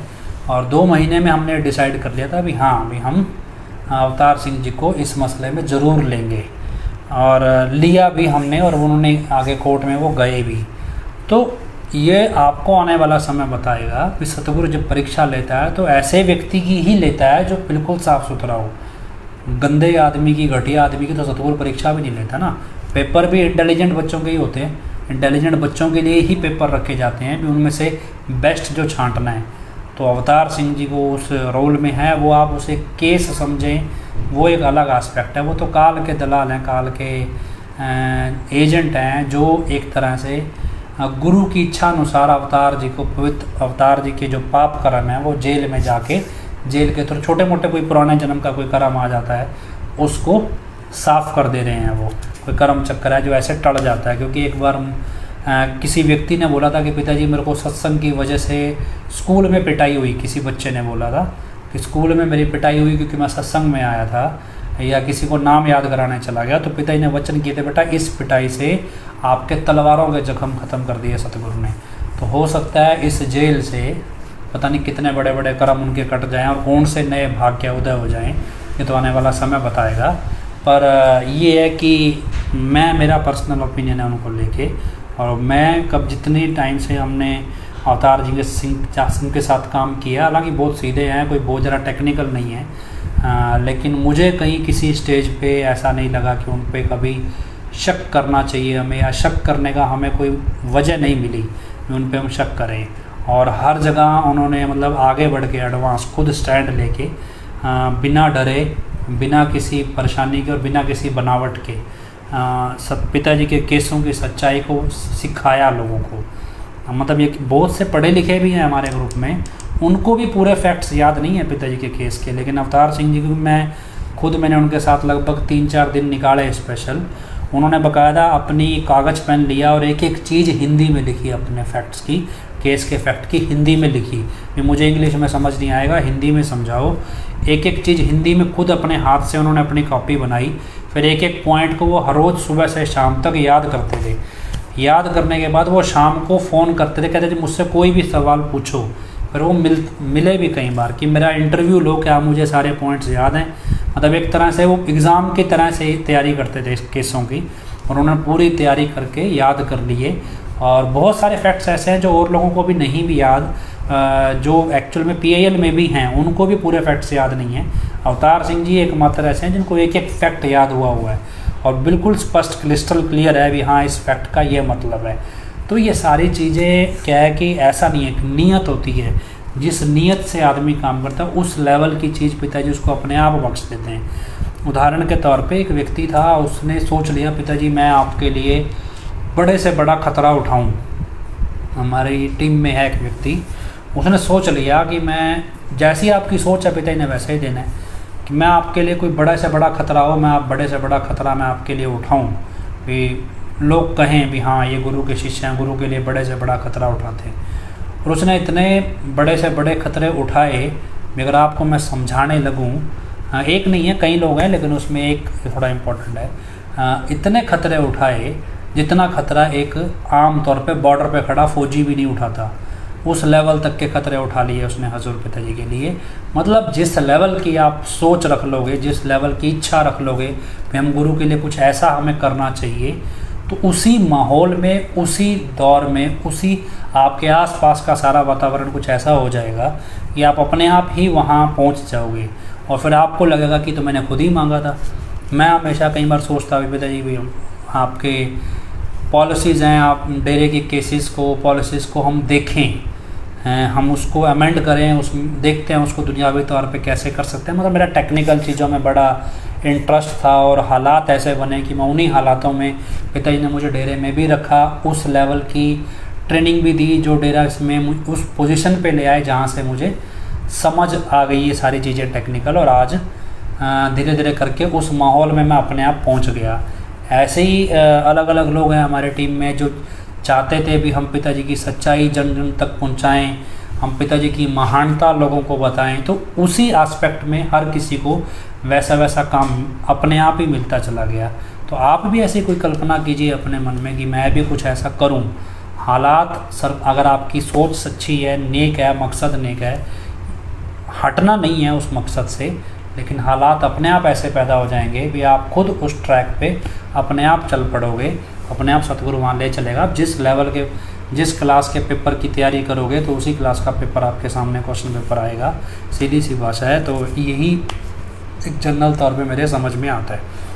जो खैर कोई सवाल और तो नहीं आ रहा है, तो को आशा करते हैं कि हम कोशिश करते हैं हमारी आवाज़, हमारी प्रार्थना हजूर पिताजी के चरणों में ज़रूर पहुँचे। तो आप हजूर पिताजी के चरणों में प्रार्थना करते हुए इस भी हजूर पिताजी साथ संगत को माफ़ करें, साथ संगत के बीच वापस लौट आए, और ये हनीप्रीत गिरोह जो गलत काम कर रहा है, करवा रहा है संगत से, इनकी सच्चाई सामने है, इनको भी मालिक सद्बुद्धि दे। तो आप सबसे प्रार्थना करते हुए हजूर पिताजी के चरणों में नारा लगाना है जी, धन धन सतगुरु तेरा ही आसरा, धन धन सतगुरु तेरा ही आसरा। आखिरी में अरदास बोलेंगे, धन धन सतगुरु तेरा ही आसरा, हे मालिक तुझे इलाज है, अब बहुत हो गया, तू दया में रहमत कर, तेरे प्यार मोहब्बत की राह में चलते हुए हमें कोई दुख तकलीफ़ ना आए, तो ऐसी रहमत बख्श और सबको सुमति दे।